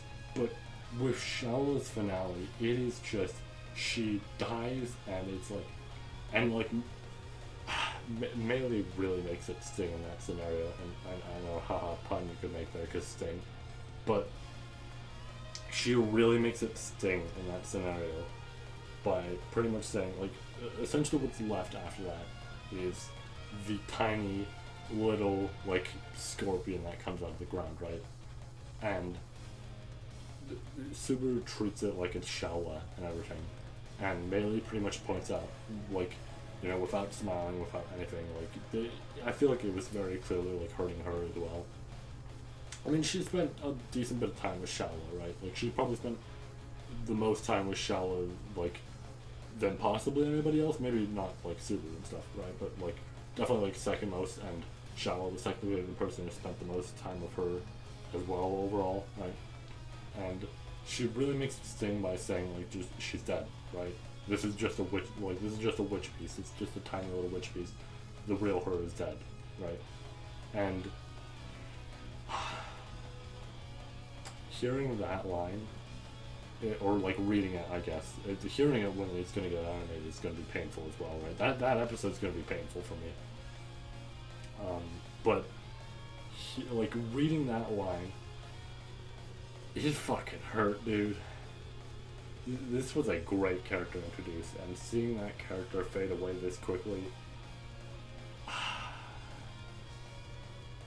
It is painful. It is painful. Thank God, Arc 6 ends on a note that makes me happy. Even if I know certain things, like, obviously are also said in that moment. But thank God it ends on a happy note, because, like, holy shit. This hurt. Like, I wouldn't say this beats the Teresa stuff, right? That hurt me the most, like, reading all of that. That was like, ooh, right? That, it got me real hard. But this is very easily, like, second. It's very easily second to that. This was fucking painful, man. And it's like, it's weird, right?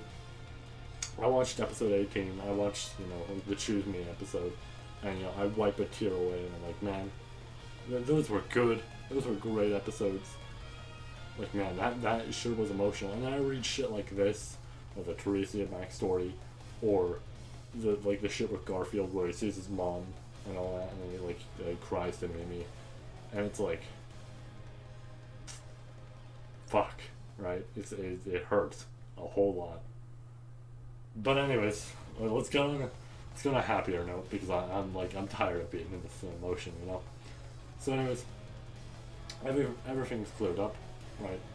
Roy is now trapped, so there's essentially now one Archbishop left.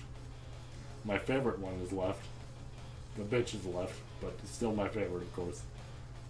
She's the only one left now, essentially. A whole, like, group of them just go up to see the dragon, because why not? Because they essentially just, like, Meili wants to show them all and everything. Subaru's just gonna heal up in the green room, and he's ready to beat the shit out of Flugel. I don't blame him, right? Flugel and, like, Echidna, they are in the same shit boat of, man, fuck these people. They're, like, well written. I mean, at least with what we have currently with Flugel, he's well written, I guess. But they're in the same shit boat of, like, fuck these people, right? These people are assholes who just, like, left, essentially, quote unquote, their child. With Echidna more so literally, right? But, like, they essentially left their child in a location for 400 years and said, yeah, stay here till, I don't know, I return, someone comes, whatever, right? And they fucked off, right? And I mean, in Echidna's, like, case, she's dead. And Flugel most likely is dead, we don't know. But, it sucks that, like, I don't blame Subaru for having that emotion of wanting to beat the shit out of Flugel. But after that, Lewis, right? That's her name. That's her name, Lewis. Louise appealed. Man, I'm fucking up real hard right now, right? And talking about that last chapter really fucked me up. It really did. It fucked up anything I was saying. Louise appears out of the ground, and it's like kind of, I don't even know that they explain it at all. She just, like, appears out of the light in the ground and everything. Meili goes to get help, and as that's happening, a big explosion appears out of the ground as well. It's Satella. I don't know why I was struggling to remember. It's fucking obvious. And Subaru's immediate thing is he grabs Ram, throws her to Patrash. Patrash runs out of the room. He grabs Rem, he grabs Louise, like, attempts to run out. He's gonna grab Louise because essentially now, like, he might as well, take her away and just make sure they can interrogate her or something. Except they don't get to take her away because they get teleported somewhere else, right? And it's like, oh fuck, right? There they go, right? And the dragon, like, that whole time was looking somewhere else, right? Which I think is the implication of he was looking at, like, the seal coming undone. Or maybe not the seal coming undone, because if that happened, we'd be in the fucking, like, end game now, right? But more so, like, just her coming out, like, that shadow of her coming out. And after that, we are now in our new location. We are in Wallachia. Louise's memories. It's not really much of a spoiler to say because of just how she's acting. But if it isn't obvious, her memories are, at this point. So there she goes. Like I said, literally one Archbishop left at this point in terms of not being captured, not having something fucked over, all this, right? But the more important thing, the thing I knew about since after I finished the anime, the big moment I've been waiting for to get caught up on, right? To get to this moment, to get to Arc 7, all this. The return. The return. It finally happens, and it is something that really makes me happy. And I know the whole thing of she doesn't know who she is, she doesn't know who anybody else is, right? Doesn't know like her memories, doesn't know her name, all that, right? But just the fact that she's awake, right? At this point, I'm gonna be honest, I don't care what's done with her character. I don't care if she becomes a new character altogether. I don't care if she like gets her memories back, right? All this shit, right? Gets her memories name back, all that. At this point, I really don't care. The fact that she is awake is what really makes me happy. And it's like, I feel like all of this really did add to the development to her as a character, right? The like comatose state, and to this, right? This really adds to her more, and I really enjoy it. And with that, we are officially done Arc 6. That was, man, that was a lot to talk about. Like, holy shit, there was a whole lot to mention there. I might have even forgotten a couple of things right here and there. Of course, it's in my notes, right? Like I mentioned, my notes will most likely have everything that I may have forgotten to talk about, just because like there's a lot of shit, right? And of course, I remember it myself. It's just for the sake of making a video. It's tough to remember, you know, every single detail when you especially like talk about it and go through it, all that, whatever. Now, let's go to my overall thoughts on this, because I just want to make like a big section where I just give my thoughts on this. So let's get right to that. I just looked at that last section, and that was 50 minutes. I honestly expected the third volume to be longer, and somehow this one was the longest. Fuck. Alright, well, let's talk about my thoughts on this whole arc, as well as my top 10 list, because that got updated, of course. So, what did I think of this arc? Well, like I said, it's definitely the peak, right? There's a lot to this arc that's good. Like, there's a lot of shit that's good, right? It's a bit complex, right? Like, that's another thing I would relate to Arc 4 almost, right? Even with all the, like, cut content details of Arc 4, right? The full, like, mass of it, right? Even with that, Arc 4 can be complicated, right? With all the shit it delivers. It makes sense by the end, but it can be complicated with what it delivers. And I feel like Arc 6 is the same, where a lot of it is complicated until you get to the end, and it all makes sense, it all clicks, and it's like, oh shit, this is really fucking cool, right? Overall, it's still good, like, regardless, right? And I like that it's that complex and everything, right? I like that a lot. It's just, it's definitely there of, like, it has that build up and everything. I did originally call this video, the title on it of my favorite series, like, my favorite arc of any series, right? Or my new favorite, whatever it was. I actually don't fully remember what I named that. That wasn't the original title. My original title for this was an arc full of build-ups and, like, essentially, like, climaxes, right? Like, payoffs, all that. And I wasn't really sure. I was at, like, volume 3 or 4 by the time I made that thumbnail. I wasn't really sure how well that thumbnail would have fit, but I almost wish I kind of just kept it as that. I mean, I guess I could change it back, but I don't really see the point. The current one, like, fits, right? The current one does fit how I feel. But it's like, it's definitely an arc where it builds up a whole lot and pays off on it, right? And it's really great with that.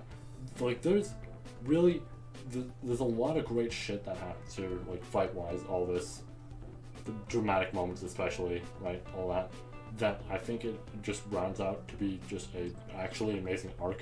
I'm going to be upset if there's a lot of cut shit with the anime here, right? I'll probably still enjoy the anime either way, like, in terms of adapting this, but, like, more so than Arc 5, I will be upset if this, like, has a shit adaptation or something, right? I'm trusting you on this, White Fox. But, I mean, I don't know if I should, but I'm trusting you. But, I feel like if I'm going to name a few flaws, right? Number one, this isn't even really a flaw, right? I could see it being a flaw for somebody else, but for me personally, I'm cool with it. It's just, like I said, like, how complex it is, right? There's a whole lot of shit to it, and I could understand somebody getting confused and not enjoying it, right? I know people who didn't enjoy Arc 4 because of how complex it was, and while they did watch the anime, so it's totally fair that they were confused. Even after explaining some shit, it was still a bit confusing to them, right? So I could understand in a way. And number two, I will say, like, the intro, like I mentioned, it's not a huge flaw, right? It's not anything huge. it's just like the intro is a bit boring with some of the stuff that's like just overall thrown around and said there for a bit like too long almost. Not anything huge. It's better than Arc 5 really in terms of like Arc 5's intro. I still love Arc 5 a whole lot, but it definitely had a slow intro, right? But really, it's just like it's a slow intro. It doesn't really amount to much of a flaw. It's just like something that's there that should be noted, I guess. And number 3, I just wish that like Raid and Julius moment was better. I really do. It did feel like a just underwhelming moment. Really, it felt like an underwhelming fight. I think that might actually be the biggest flaw, was that moment just did not feel like as big as it should have, and it was like something that was built up for a while, so I kind of wish there was more. But that's really it, honestly. And I mean, every arc in any series is going to have a flaw, even if it's their favorite, like of that series or something, right? It's still going to have a flaw, because there's no perfect arc, right? There'll be enough stuff in that arc that you like love it the most, right? And like you want to say like, oh, this is just fantastic, I love everything they do here. Well, are there going to be flaws there? Of course, right? That's just natural. But I will say, of course, the like natural thing with that thought process is the arcs that are your favorite are most likely the ones that you find the least flawed or something, right? It's the like ones you enjoy the most. There's not as many flaws there as like other ones, right? That sort of thing. I feel like that's how it is with that. But yeah. But anyways, that was a really weird transition. I don't know why I didn't like that, but whatever. Anyways, top 10 list. I'm gonna go into like proper thoughts about my top 10 list just because why not? I should have done this a bit more with the last one. I did in a way, but I don't feel like I did it enough. And I want to talk more about this, like these characters and all that. This video is gonna be longer than Arc 5. I would not be shocked. Arc 5 was what, like 2 hours 10 minutes? This has amounted to, I think, already an hour and a half from when I was like slightly editing it. Oh my god, it's gonna be like 2 hours and a half. It might be 3 hours, depending on how long this takes. I'm still not done because I have another section of this to talk about. Oh man, okay, let's see how well I can get this out quickly, right? But number 10, let's go to number 10, Raid. Raid's cool, right? I like Raid a lot. Like, the fact that he is this just really strong swordsman without any true powers to him or anything, right? Normal-ass swords guy who's just super strong and all this and using chopsticks. He's really cool. Personality could be better, I guess, right? But he's definitely, like, really good. Also, I actually should note this here. Move aside, Raid. No, move that way. Get off the stage. I should note this. There's going to be characters on this list that were on the previous list, right? I guess characters not on this list, rather, that were on the previous list that I moved off. And it should be noted, I pretty much like every character of this series, except one. I like pretty much every character of this series, like with a whole lot. And especially some of them I'm like really fond of, right? Like for example, I'm going to throw some examples here, right? Julius, Wilhelm, I'm forgetting some others for some reason, Pelagius, all that, right? Those type of people, like Sirius, all them, right? I have a lot of characters who I'd say like, oh, I really like them a whole lot, and I'd love to put them on the list, but at the same time, I don't think they make the top 10. They are still very like high characters. I would put them high on a proper tier list, but it should be noted, I'm not putting them on this list because these are the top 10 characters who I'm like the most fond of, right? They're definitely still good, and I definitely love them having their scenes. I just want to note that because sometimes I see like comments on other videos and stuff, right, where a character, if they're not in the like top 10 or something or some shit like that, that pretty much means, oh, you don't like that character, right? Or it's like something happened that you don't like that. It's like, no, right? Like for me, really, it's like, you know, Julius is close to coming out there. Sirius, I took Sirius off the list because honestly I thought about it, and I do definitely like Sirius a lot, right? And I love the theory around her and everything, right? She's real cool, but I don't think there's enough there right now that I do want to put her high up. I know that's ironic considering another character on the list, right? But hey, at least like they have a decent bit still that we know, but whatever. My main point with that is just more so like she's definitely really good, but compared to the other characters here, right, it's lower. Same with Julius, all this. Just want to mention that. Anyways, Raid, you can come back on stage now. Personality-wise, he's not great, I guess, right? I mean, okay, he's great in the sense that he's this like very old-timey guy, and you can tell like the era he came from and everything, right? I guess like you could argue some of the things he does isn't like great. Maybe not. I more so mean isn't great in terms of like, you know, the way he acts and not how he's like written or something, right? I more so mean it just with the way he acts, right? Of course, he's not great with that regard, but overall his like sword skills and everything are like sick. He's great with all that. I love that shit about him. He's great, and it's funny. He actually technically on this list he's pretty much replaced Teresia. It's kind of funny, and Astrea replaced an Astrea. It's kind of fitting. Anyways, number 9. I feel like she was at this spot before. I don't remember if I did put her at this spot. I think I did. I think I either put her at like number 9 or number 8. But anyways, Emilia. She definitely got a whole lot more with this arc, and I do like her, like all the moments she got here and everything. Those were great. But I don't feel that there was like too much more here, at least here, that would raise her too high. And it should be noted, before arc 5, I didn't really have her on the top 10 list. I know boo me all you want, but she was definitely high, right? Don't get me wrong, it's a similar case to like Julius, where it's like she'd probably be like a number 11 or number 12, right? She'd be somewhere around there. But I mean, I guess arc 4 really did help like build her up for me, and I honestly, would I have anybody else at like number 10 before arc 5? I don't know. Maybe she'd be at number 10, but still, arc 5 definitely really helped with her, and arc 4, right? Like, before that, I'm gonna say, before arc 4, she wasn't super high or anything, right? Because it just didn't feel like she had a whole lot. But those two arcs helped. Arc 6 definitely also helped. She has like some great moments here, don't get me wrong, right? And she's essentially the one who like beats all the trials. She has that great moment where she like asking Subaru for his name, all that, right? She has great moments, but I don't feel like there's too much here with her that really just, you know, excels her high up, right? I don't know. That's just how I felt. It's like, there's nothing huge here, but she's definitely still great, right? Number 8. Oh boy, here we go. Another new addition, Shaola. Because, yeah, she's great, right? I liked her personality and everything. I didn't think she was like too annoying or anything like that. It was like almost similar to Subaru, but like very, I'm gonna say needy and everything, right? And, like wanted to like cuddle him and all that, right? And it's a cute little thing, right? And she has that great moment at the end. That's great. And once again, beast transformation type of character. I like that. It should be noted by now that I like cool like transformations where somebody becomes like some sort of animal or like beast, right? Something like far larger, which is you know, the next spot. We're also going to be talking about a character like that. But she, like, her having that ability, especially like Scorpion's fucking cool, right? And like the like the stings, I forgot their name. I was gonna say like the Hell Stinger, but I think it's like, what is it? It's like Hell Snipe, whatever it is. That might not even be correct.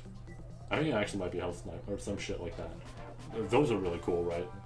But like she has a lot to her that's really cool. She has that cute personality, and then she has that final great moment that all around makes her a great character. Sadly, the fact that she's dead, that probably means at some point she might come off the list, and that's disappointing. She'll still be very high up on my like overall list, right? But it is disappointing to know that like she's dead now, and at some point she will be off this list. It's kind of unfortunate, but I guess it's to be expected, especially with her low position. I guess it's to be expected. But then again, if she wasn't dead and she was joining them, you know, she might be higher. Then again, I do know about a what if involving her and Subaru, and that sounds cool, right? It's the gluttony one, right? Maybe reading that might put her a bit higher, because I mean, those kind of add, right? Maybe, I guess because they're spin-offs, maybe I shouldn't really include them at the spin-offs, but I do feel like that does add to the character because the character's involved in that. But whatever. Number 7. What? I wonder if this was the same spot she had before. Huh. Well, anyways, I mentioned characters with beast transformations and all that, and let's talk about the best version of that. Capella. I don't feel like I really need to explain too much, especially because, you know, I don't want to talk about certain things that may have been discussed, and we obviously might not want to go into for reasons, right? So we'll keep the reasoning aside. You already know why I enjoy her and all that cool ass ability, right? On both ends, or on all ends really, like the healing, the essentially disguising and shit, right? Like the transformation, turning into a dragon sick, turning your body into animals is sick, right? Her personality is absolutely fucking evil and scummy, but that's why like she's my favorite villain really. All around great. Number 6, Ran. Ran got a whole lot here that like really did improve her. She was definitely really good before, and Arc 4, like similar to Amelia, really helped. But Amelia's big other moment I felt like was Arc 5, and Ran essentially had her big moment here. She gets a whole lot here where you see these breakdowns with her, and like this toll not only her body's taking, but also the fact that she like doesn't remember Ran a lot, right? That it's this whole toll that's like huge on her, and then she gets this climactic fight. She gets a whole bunch here that's like really fucking great. It definitely raised her a decent bit. I actually might have had her here before. I struggled saying that. I might have had her here before. I don't remember if I had her in this spot. Did I actually put her in this spot? I'll find out later. Me editing will actually put it up if I did or not. And put it right there. Put the text if I did or not. But yeah, number 6 for her. Number 5, not a new addition, but definitely, you know, I said she'd be higher, and she is. She might have actually been number 9 before, or maybe she was number 8. But I said she'd be higher in Arc 5, and she definitely is, because my god, she got so much here that was perfect. Meili. I had an entire section discussing her. I don't think I need to go further into it. She's great. And I mean, hey, she has a cool power, right? She has a cool as fuck power. I was hoping at some point a character would have this power, and I got excited in Arc 4 when it was revealed to be her, except not really, because it didn't really feel like she amounted to much in Arc 4. But now she amounts to much. I like it a whole lot. It's great. Number 4, Garfield. Yeah. He moved down. If it wasn't obvious, there's going to be somebody else that replaced his spot, and it should be obvious considering that other person was also on this tier list before, but I didn't mention them earlier when I said characters that I took off. Right? Should be obvious who that character is that went and switched spots with him. But I don't really have to explain much. He's Garfield, right? My opinion of him hasn't really changed since Arc 5. He really hasn't been doing much. There was apparently an extra chapter that I might like read, because there's occasionally like extra chapters with this shit. I might read it of him recovering, and I think like Mimi's there and all that. That seems like a nice read. I might get to that. But yeah, I don't really need to discuss him. Garfield, there he is. Alright, number 3, Subaru. Yeah. There he is. It should have been obvious that I was going to swap him and Garfield here as soon as I said Garfield. But yeah, this arc really helped with him, right? I already enjoyed him before. I already felt like he was a great main character, and out of all the main characters I know, he probably was the best even before, right? But this arc really did a good job. Like, this is another thing similar to Arc 4. Arc 4 to me really helped build on him a whole lot, right? Especially with the past, the present, all that, right? All this extra shit we get with him and all that. It's like that really helped, and I think this arc also really helped with that. With, like, seeing him lose his memories, all this, right? Everything that happens to him here is really great and helps build on him more, and it makes me like him a whole lot more.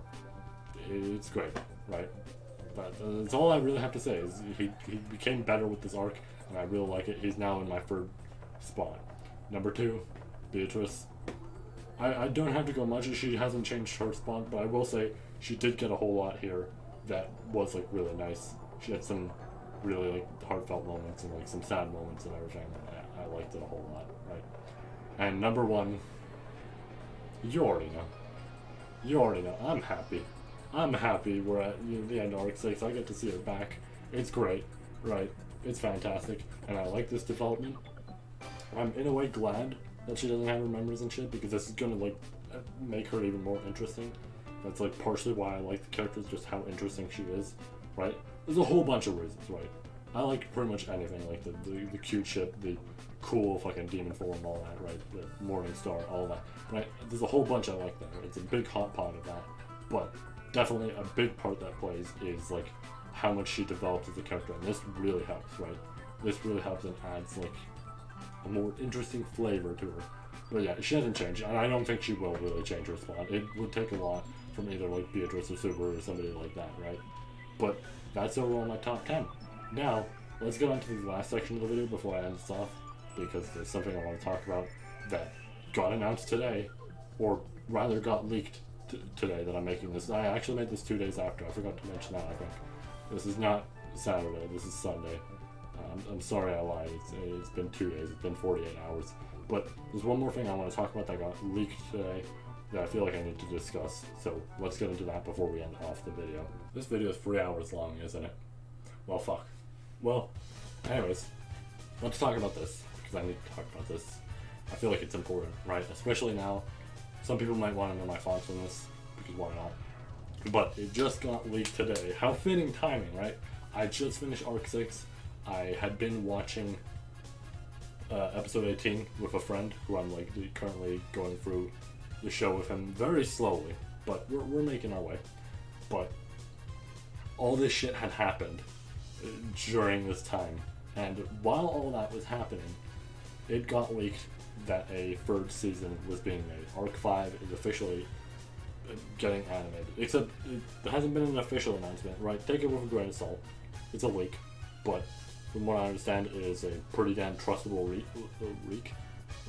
Nice. Sick me, right? I'm so tired of making essentially 3 hours worth of this stuff. Well, I guess it's only really been an hour, but still an hour is taking its toll on me.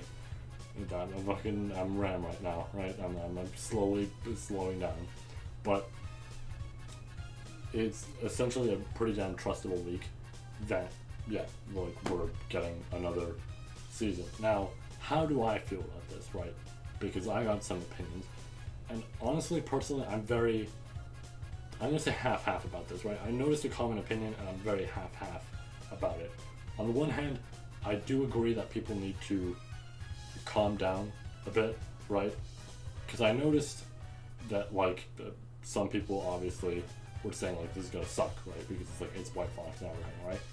And the thing I'm thinking is like, okay, I feel like we can have a little bit of hope, just a little bit, right? A little bit of hope that like this could turn out well. And I mean, regardless, it will probably turn out well.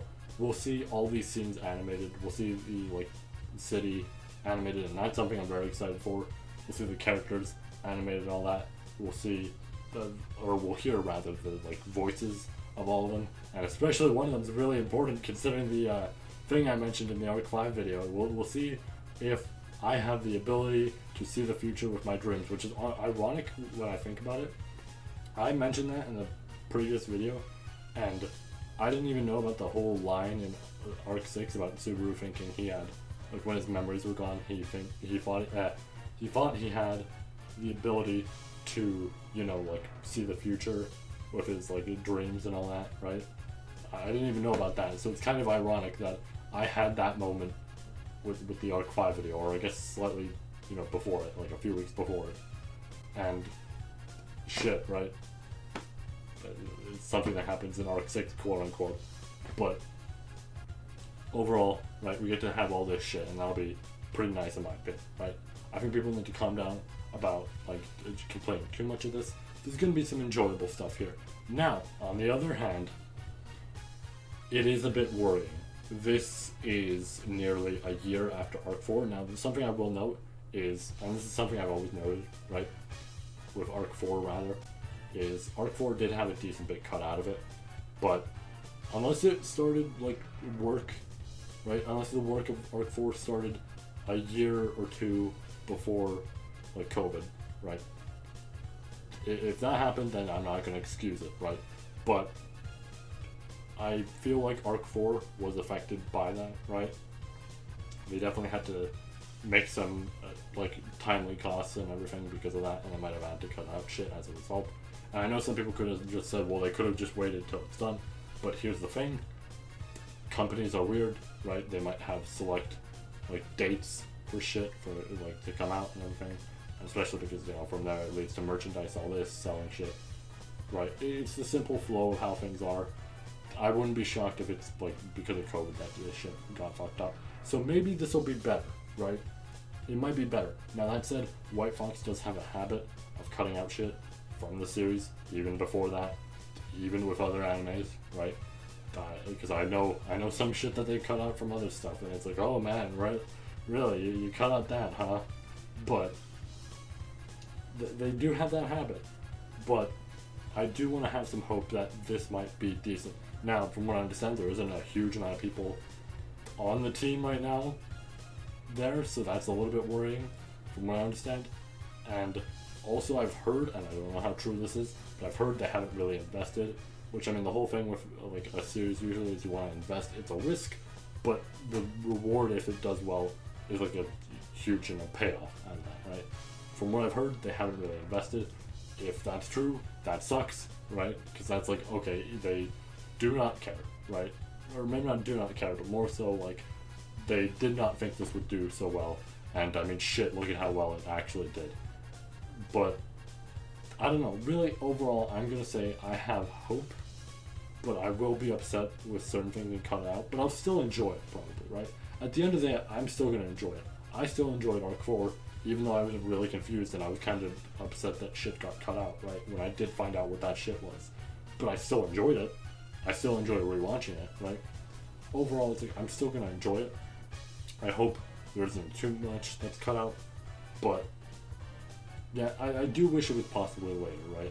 It being a year after Arc 4 does seem a little bit worrying. It's almost fitting, actually, that it's a year after. I mean, I know the 10th anniversary is coming up for the series, and that's like kind of exciting. I'm sure there's going to be a whole bunch of shit that's happening as a result, right? And it would make sense that the anime would be getting a third season with the 10th anniversary, right? That makes sense. But I will say it's fitting in a way, considering Arc 5 takes place a year after, but still. Overall, I'm gonna have a true like overall opinion here. I think it'll at least be enjoyable, but we'll see how, like, you know, how much of that extra enjoyment of like content being there and everything is. I'm probably gonna be pretty happy with it overall. I mean, maybe just happy actually, because I might be upset about some stuff being cut out. Hopefully I'm correct about that dream thing, because if I'm not, that's gonna be real unfortunate if I spin a wheel and I get a friend to suggest something that's not gonna be great and I have to forcibly sit myself through that. That might be not fun. But anyways, that's it. I will see you all depending on what the next video is. I'll have the poll up in the community section. I've pretty much decided I'm putting it in the community section. And good news about that, I'm not going to take the poll down until I am caught up with Arc 7. I'm going to read Arc 7 all the way to chapter 56. I think it's at right now. No, I think it's 54. It's one of the two. I think it's 54. No, I think it's 54. I'm going to read up to chapter 54. And from there, after I'm like done catching up to that, whatever the result is, I'll do that one, right? So if we want to do the first half, I'll immediately get to the review, right? I'll get right to the review and we'll work on that, and I'll get that uploaded. And if we're doing the second option where I just wait, I'll read arcs 1 to 3, and then also possibly 4. I feel like arc 7 possibly might be done after that, who knows? But did my fucking... Oh, sorry about that. I got a little bit worried because I thought my storage space completely ran out. I thought that was going to corrupt the video. It didn't, thank God. That really worried me. I thought that was going to corrupt that entire section and I have to redo this all over again. I expect my thoughts. But, anyways, yeah, we'll see what of Arc 7 I do, and after that, I'll, like, if we're doing the second option, I'll reread through Arcs 1 to 3, or I guess read through the first time, because I guess it's not really reread, but you know what I mean. Read through Arcs 1 to 3, I'll read some of the EX novels probably, because since I know they can kind of fit in there, right, that's like the correct reading order.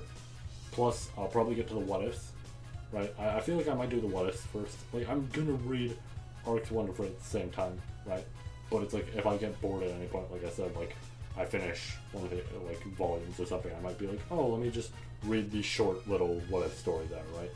Or something like that, right? That I could just shove in there. And then I could get a video like that out, and from there we could do, like, the reading Arcs 1 to 3 after that. Like, you know, after the what ifs go up, we do that. and then Arc 7 hopefully after that. I might also have to read Arc 4 before then.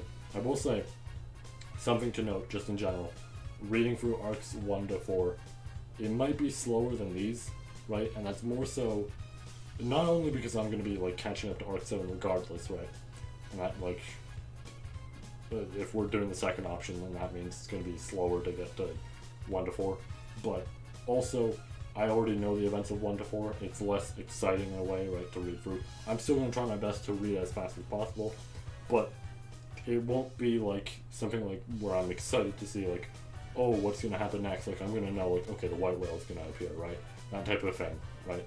So it should be noted it won't be as quickly as this. That's kind of why I want to shove the what ifs in there and the EX novels, because those are new and I haven't fully read through those. I've read through one of the what ifs. It should be obvious which one I read through. But anyways, right, those can be like shoved in first in a way, just as like for the sake of like, oh, well then we can get that out first. But still, we'll see, I guess, which option is preferred overall within the community. And yeah, I'm hoping you all vote on that poll. And I guess I will see you all with whatever comes next. I don't know. This is the Arc 6 video. I don't know why I had to state that again for some reason, right? It's like somebody signing off. I mean, I technically am signing off. But yeah, Arc 6 was great. And I'll see you all with whatever's next, whether it's Arc 7 or one of the what ifs or the EX novels or the 1 to 4. Also, there's also going to be other shit on the channel, which I recommend checking out, since, you know, some of the videos are just funny, some of them are also going to be more reviews, right, stuff like that. We're not solely going to focus on this at the moment, of course, it should be obvious by now. But yeah, I'll see you all in the next video, hopefully, and if not, if you're here for the ReZero content, that's fine. I'll see you all with whatever's next of that.